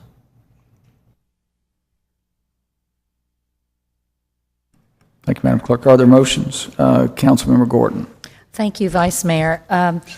I move to suspend the rules and give second reading to number 30. And council members, just for your information, the sale of these sewer bonds was today at 11 o'clock. And the bid winner is named, and so we have to get 2 readings tonight in order to close on the bond sale next week. Councilmember Myers' electronic panel isn't working apparently, and he has asked me twice to be number 2 on this. You're up, Councilmember Myers. Thank you, Vice Mayor. Hope you'll hold off Councilmember Lawless. Let's suspend the rules and give second reading to number 31, and that's the resolution for the census, so we can get that moving. And then number 36, so we have an incumbent that is ready to start work tomorrow. Or Monday. She's ready tomorrow, but she's going to wait till Monday. Nominee, you mean? 36? Is it 36? Okay. All right. Councilmember Lawless. Thank you, Vice Mayor. I'd like to suspend the rules and ask for a second reading on number 56. I know this is unusual on something so significant. However, there's been a lot of debate and a lot of hard work by a lot of people, and would like to move this forward. So I move to ask for a second reading on number 56. Councilmember Blues. Thank you, Vice Mayor. Number 38, please, so we can move this grant application forward. Councilmember Stinnett. Thank you, Vice Mayor. Number 35, so we can finish this project. This is the last house on this street that we're buying, as well as 37, which are NDF funds, so we can get these organizations before the events start. And number 40, which our deadline is November 1st to get this policy activated, and we will not meet again until then. Thank you, Vice Mayor. Councilmember Court. Thank you, Vice Mayor. Second reading on 39. This is due because the application is actually due on October 23rd. 49 and 50, and that's because the recovery contract needs to be implemented before November 5th. It was 49 and 50? That is correct. Okay. Councilmember Martin. Thank you, Vice Mayor. I move to suspend the rules to give a second reading to item number 48. This is a public safety issue regarding the 911 network. So moved. I'm sorry, Doug. 48. My monitor is having convulsions over here. Did I miss you, Councilmember Feigl? You're not? No, that was from the last. Okay, it's. Yeah. Am I missing anybody? That's it? Okay. So we have, just to reconcile, number 30, 31, 36, 56, 38, 35. He's going into where they came in. Pardon?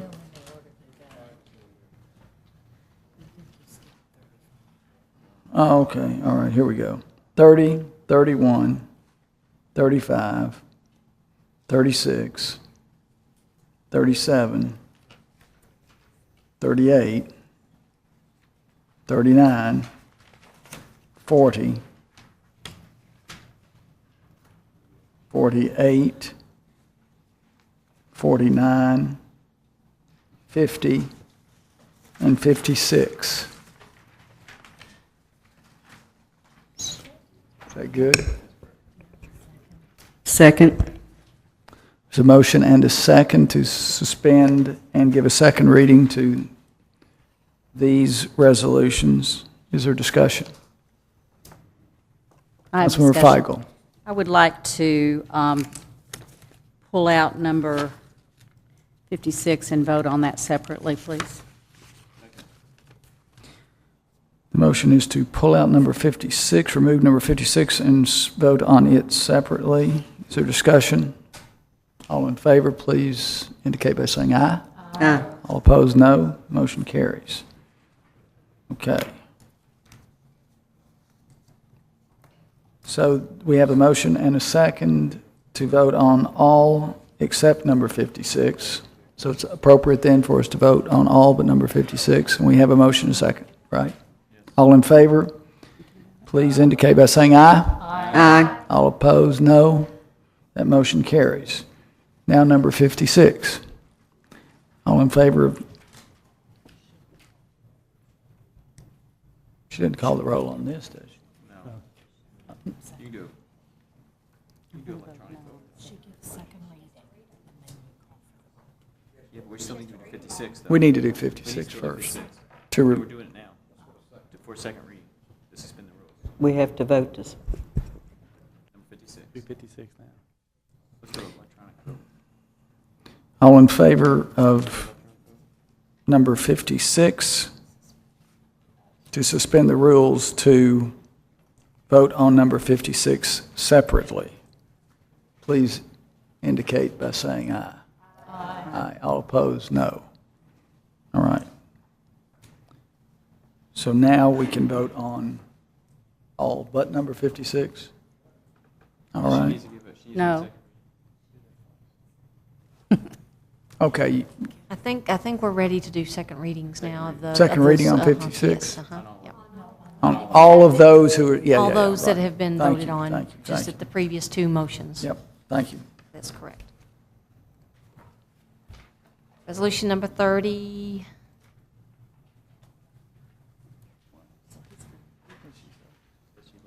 Resolution of the Lexington Fayette Urban County Government accepting the lowest and best bid received for the purchase of $35,960,000 principal amount of the Lexington Fayette Urban County Government taxable sewer system revenue bonds, Series 2009 Build America bonds, direct pay, and providing for the interest rates and bond maturities in respect of such Series 2009 bonds and taking other related actions. Number 31, a resolution endorsing the 2010 census and notifying the Urban County Government's partner agencies of such endorsement. Number 35, a resolution authorizing and directing the mayor on behalf of the Urban County Government to execute a certificate of consideration and to accept a deed for the property located at 137 Northwood Drive from Joseph and Angela Gullett for the Northwood Drive Stormwater Project and authorizing payment in the amount of $113,200 plus usual and appropriate closing costs. Number 36, a resolution ratifying the probationary civil service appointment of Thomas Thompson, Security Officer, grade 106N, 14.765 hourly in the Department of General Services, effective October 26, 2009, and approving the unclassified civil service appointment of Linda Rumpke, Commissioner of Finance and Administration, grade 211E, 4,807, 70 biweekly in the Department of Finance and Administration, effective October 19, 2009. Number 37, a resolution authorizing and directing the mayor on behalf of the Urban County Government to execute agreements with the Kentucky Council on Economic Education Incorporated, $1,650, and Bryan Station High School PTSA Incorporated, $1,000, for the office of the Urban County Council at a cost not to exceed the sums stated. Number 38, a resolution authorizing and directing the mayor on behalf of the Urban County Government to execute and submit a grant application to the Kentucky Energy and Environment Cabinet and to provide any additional information requested in connection with this grant application, which grant funds are for continuation of the Litter Abatement Grant Funding Program in Fayette County, FY 2010. Number 39, a resolution authorizing and directing the mayor on behalf of the Urban County Government to execute and submit a grant application to the U.S. Department of Homeland Security and to provide any additional information requested in connection with this grant application, which grant funds are in the amount of $7,500 federal funds from the Fire Prevention and Safety Grant Program and are for the public education materials for the Division of Fire and Emergency Services. Number 40, a resolution authorizing and approving the purchase of excess liability insurance from Iron Shore Insurance Limited through the Kentucky League of Cities for the term of November 1, 2009 through to July 1, 2010, at a cost not to exceed $433,250, and authorizing and directing the mayor on behalf of the Urban County Government to execute all necessary documents to accomplish the same. Number 48, a resolution authorizing and directing the mayor on behalf of the Urban County Government to execute an amendment to agreement with the Kentucky Office of the 911 Coordinator, Commercial Mobile Radio Service Board for modification of the agreement for expansion of the Central Kentucky 911 network to permit the participation of additional public service answering points and to extend the agreement through August 31, 2010. Number 49, A resolution authorizing and directing the mayor on behalf of the Auburn County government to execute an agreement with the Fayette County Attorney's Office for employment of a full-time gang enforcement specialist at a cost not to exceed $144,000 in Justice Assistance Recovery Grant Funds. Number 50, a resolution authorizing and directing the mayor on behalf of the Auburn County government to execute an agreement with the Office of the Fayette County Sheriff for employment of a full-time sergeant to serve as extradition coordinator at a cost not to exceed $135,000 in Justice Assistance Recovery Grant Funds. And number 56.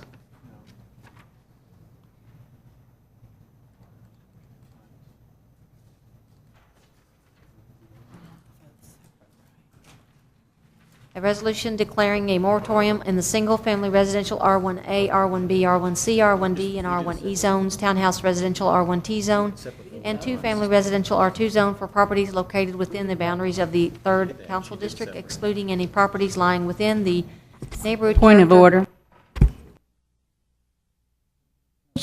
Councilmember Feigl. I don't think we voted yet to have the second reading. We did? On 56? Everybody was for it. Nobody voted. Councilmember Martin. Okay, I've totally Trying to clarify, yeah. misunderstood Mr. Vice Mayor, procedure. I think the vote was made twice to bifurcate that item 56 from the main list of second readings. So it might be appropriate for us just to make that vote again and then have her second read that, just out of caution. You don't. There was 3 votes made. The first vote was to separate it out for the second reading vote. Right. That was done. The next vote was to give second reading to everything but 56. Then a third vote was for 56 alone, and everyone voted in favor to give 56 a second reading. Now, you can make the motion now to separate 56 out from the roll call vote after she finishes reading it. If you In want. order to get in order to, I mean, is your intentions to vote on? My intention is just that I heard the same thing I think that Councilmember Feigl heard, so, and I'll just leave it at that. The council can address this any way it wishes. I just didn't know whether the vote that was taken was stated exactly the way folks maybe recall it. So, As long as we're going to have discussion after the second reading, that's sufficient. The motion has to be made for approval, and then you can have discussion on that motion. I move to approve. We haven't finished the reading.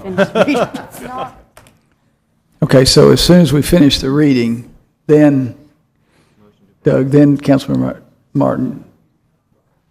Okay? Is that going to work? I really think the motion that you made the second time was misstated, that we really haven't voted. I'd have to go back and look at the tape to really know, but I sort of it was kicking around in my head, and when she made the point of order, it sort of clicked, I think. So I'm happy with whatever the group wants to do. So I think we voted twice to bifurcate, I think. No. Okay. Voted 3 times for 3 different things. Okay, okay. If her motion was to separate, because we were voting on whether or not to give it a second reading only. We weren't voting on the ordinance yet. Mayor, right, I understand. Vice Mayor. Thank you, Vice Mayor. Vice Mayor. Okay. Yes. Hey, can I ask the law Councilmember Ivory? department, are you in agreement with what we did? I was in agreement with Councilman Feigl and Councilman Martin. I did not hear the vote stated to authorize a second reading of number 56. I heard the bifurcation Can we vote do it twice. again then? Why don't we do it again? Can we do I'd like to move that we give a second reading to number 56. Second. It's a motion and a second to give a second reading to number 56. Now, will this accommodate Yes, the question? this will do it. Okay, so. Is there discussion now? Is there discussion now? Thank you.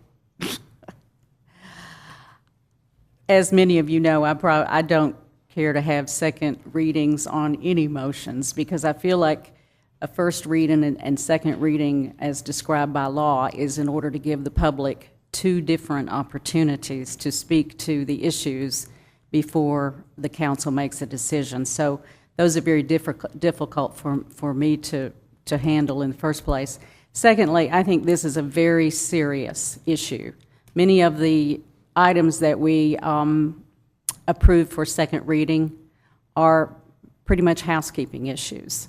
And so there probably isn't a lot of reason to hold that up other than it's, just a personal issue of mine, but I don't vote against it. But this is a very important issue. While I'm probably going to support it, but I do feel like that it's a very important issue and it's going to impact a lot of people. Certainly provide relief for the people near the university area, but at the same time, it's also going to impact families who are contemplating doing an addition to their home to provide needed space. And although we have been promised that there will be a process for those people to get through that and be able to make their addition, that process is not outlined in this ordinance. And I would like to see it written how that process will work for those folks who want legitimately to make an addition to their home. And this is why I feel like a second reading tonight might not be an appropriate thing to do, because we haven't had an opportunity to hear from other folks. They may not have known it was going to be on the agenda tonight if they were contemplating an addition to their home. I'd also actually like to see it reduced to 3 months with the possibility of a 3-month extension. There is a very quick solution to this problem, and that is with an ND1 overlay. And that's what many of the other neighborhoods have done. And there is a model in place for that. And it would be very easy to expedite that because the model is in place. And I think that with 3 months with a 3-month extension would certainly make this be expedited by the neighborhood organizations. But primarily, I have a real problem by having a second reading tonight and not providing those hearings to the public that they are provided by law to speak to the council before it takes action on this very significant issue. Thank you. Any further discussion? I have several names showing up on my monitor, but that's not for this. All right, okay. All right, ready for a vote? All in favor? No, just suspend the rules. Just to suspend the rules, this motion and a second to suspend the rules on number 56. This is a clarification, basically. All in favor, please say aye. Aye. All opposed, no. Motion carries. Okay. Now we're ready for a roll call. No, I have to give second reading. You got to for number read 56. on 56. Yes, sir. Yes, ma'am. Thank you. You're welcome.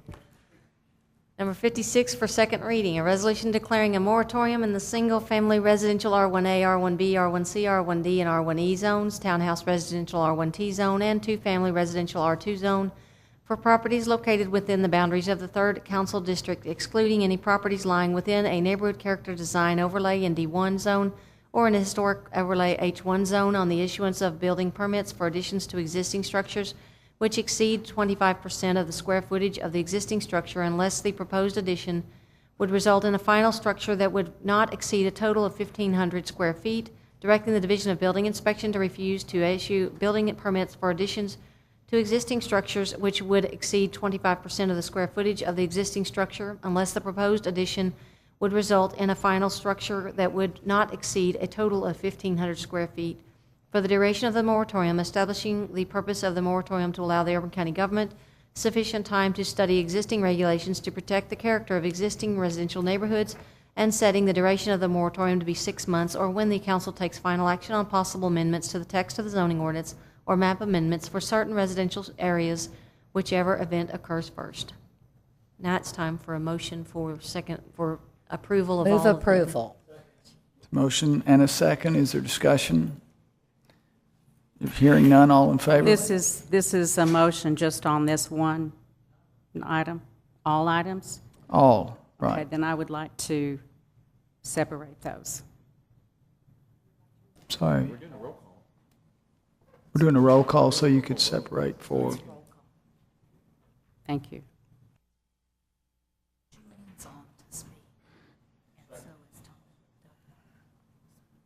Okay, we have the monitor showing Mr. Martin, Ms. Beard. Okay, there's a motion and a second. Is there discussion? The motion, yeah, what's the motion?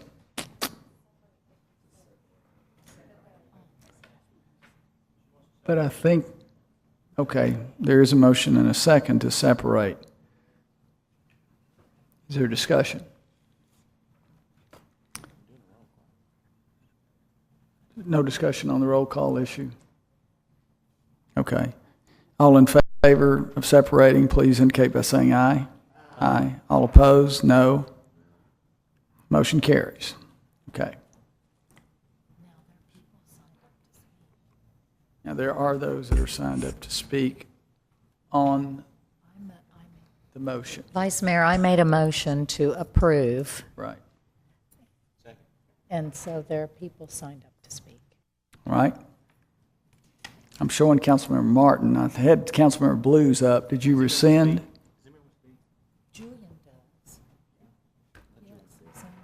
My monitor is not functioning too well, so Councilmember Beard.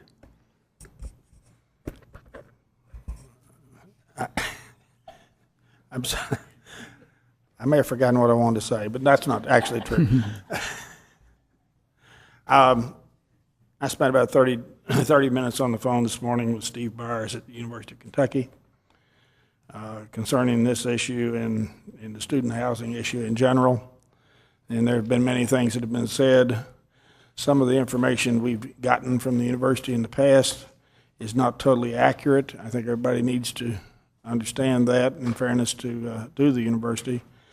And Steve says that they will help in our efforts, whatever they may be and however they may be, during the next 6 months if this moratorium passes, to come to, they want to be part of the solution rather than part of the problem, which is very refreshing because I had not felt that before. And so I just thought that the council ought to know that.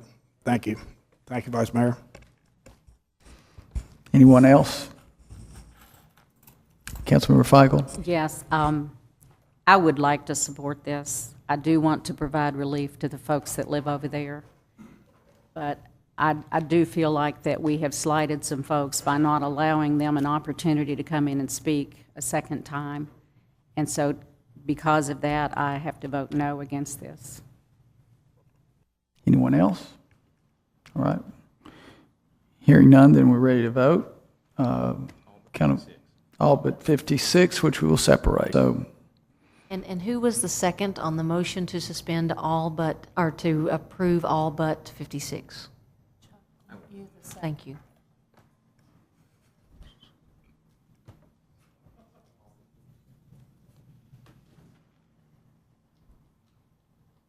All right, this is the vote for all but 56. Mr. Lane? Yes. Ms. Lawless? Mr. Martin? Mr. McCord? Yes. Mr. Myers? Yes. Mr. Stinnett? Mr. Beard? Aye. Mr. Blues? Ms. Crosby? Mr. Ellinger? Yes. Ms. Feigl? Ms. Gordon? Aye. Mr. Gray? yes. Ms. Henson? Yes. Okay. Now we're ready for 56. I need a motion. Move approval. Motion and a second. Is there discussion? Hearing none, ready to take the vote. Mr. Lane? Yes. Ms. Lawless? Yes. Mr. Martin? Mr. McCord? Yes. Mr. Myers? Yes. Mr. Stinnett? Mr. Beard? Aye. Mr. Blues? Ms. Crosby? Mr. Ellinger? Yes. Ms. Feigl? Ms. Gordon? Aye. Mr. Gray? Yes. And Ms. Henson? Yes. Thank you. Thank you, Madam Clerk. The motion carries.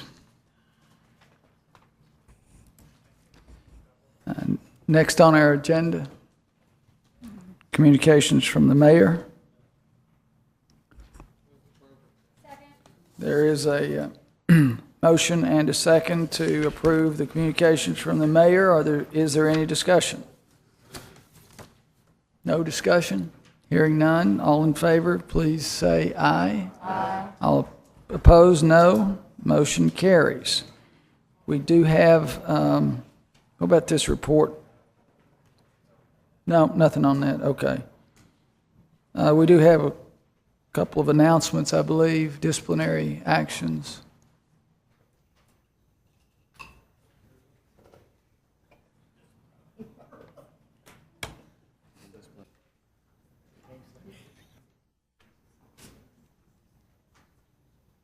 Good evening. I have a couple of agreements of conformities to bring before the council today. The first one is Officer Gerald Strong. He was charged with General Order 73-2H, Operational Rules, Section 101. 60-day suspension without pay and mandatory employee assistance program was offered and accepted by Officer Strong. This matter is brought before the council for approval. Second. There's a motion and a second to accept Assistant Chief Henderson's recommendations.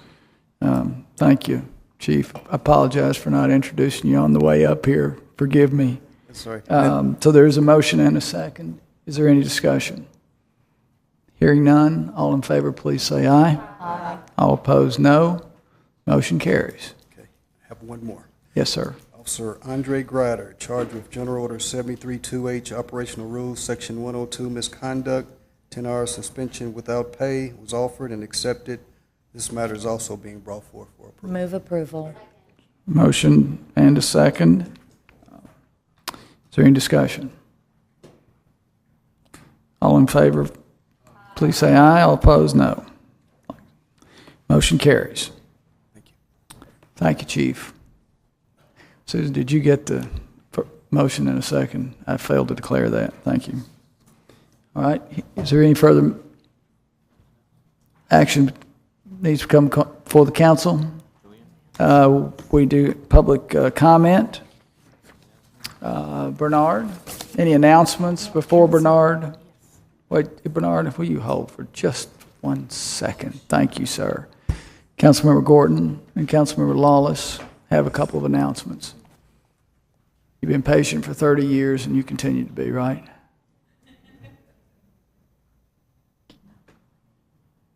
Councilmember Lawless.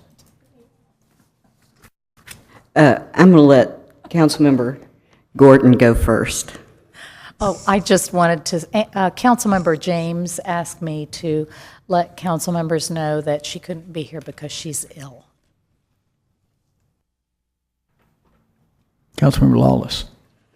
Thank you. On October 20th, the Mintel Neighborhood Association will be having their quarterly meeting.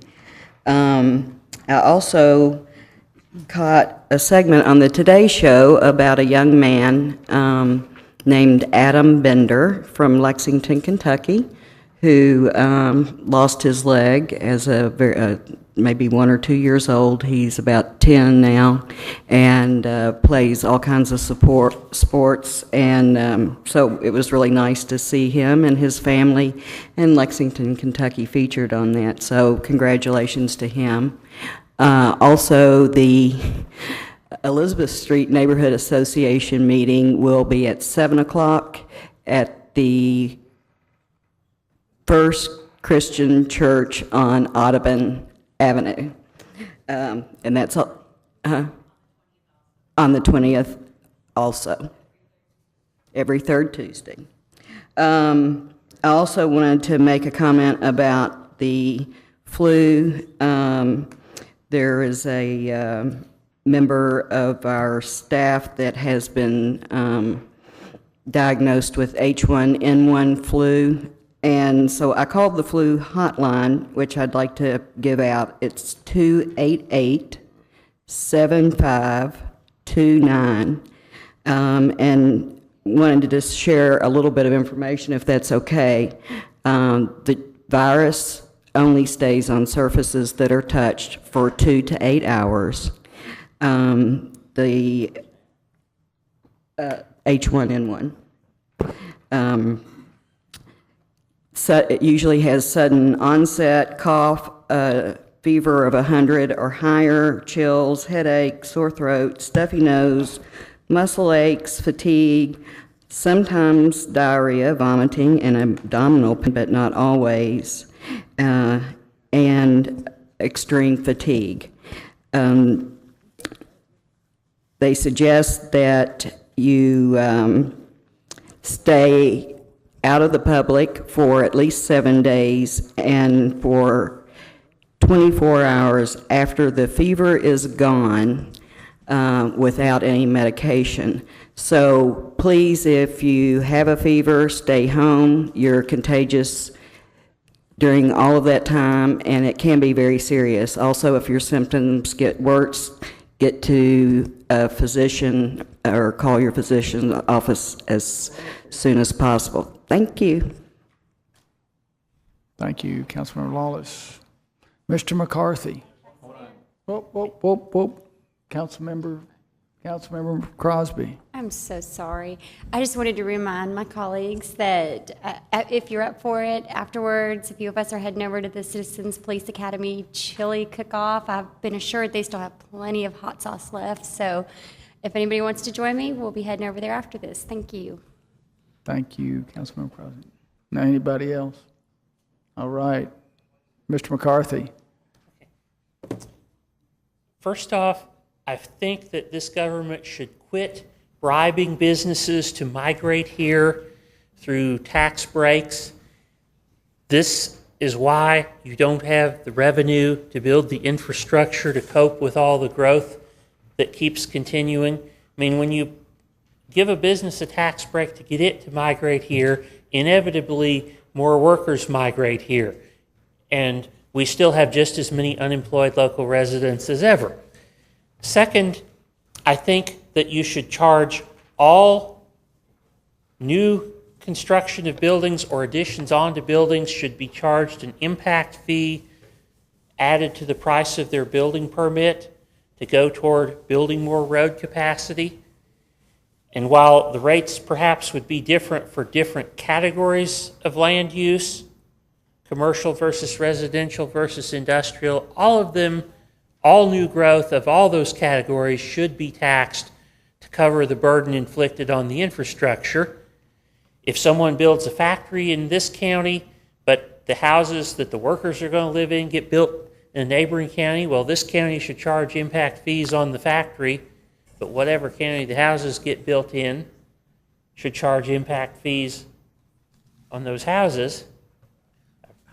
Bring that up since what you pointed out, what Mr. Beard pointed out a few weeks ago about all the people wind up commuting into here from the neighboring counties. Whichever end of the trip is in this county should be paying impact fees to this government. And finally, while it's not specific to just item 56, these people do bring up an issue when you're haggling over whether to expand the urban service boundary or not, whether to have the city grow outward or upward. I believe the fuss over the vinyl box additions does prove that trying to cram more density into the established areas comes with its own set of problems, its own set of overload on the infrastructure. And either way, you need to provide adequate infrastructure, and you need to set out to make the growth pay its own way as much as possible. Thank you, Mr. McCarthy. Any further? There's a motion to adjourn and a second. All in favor, please say aye. All opposed, no. We are adjourned.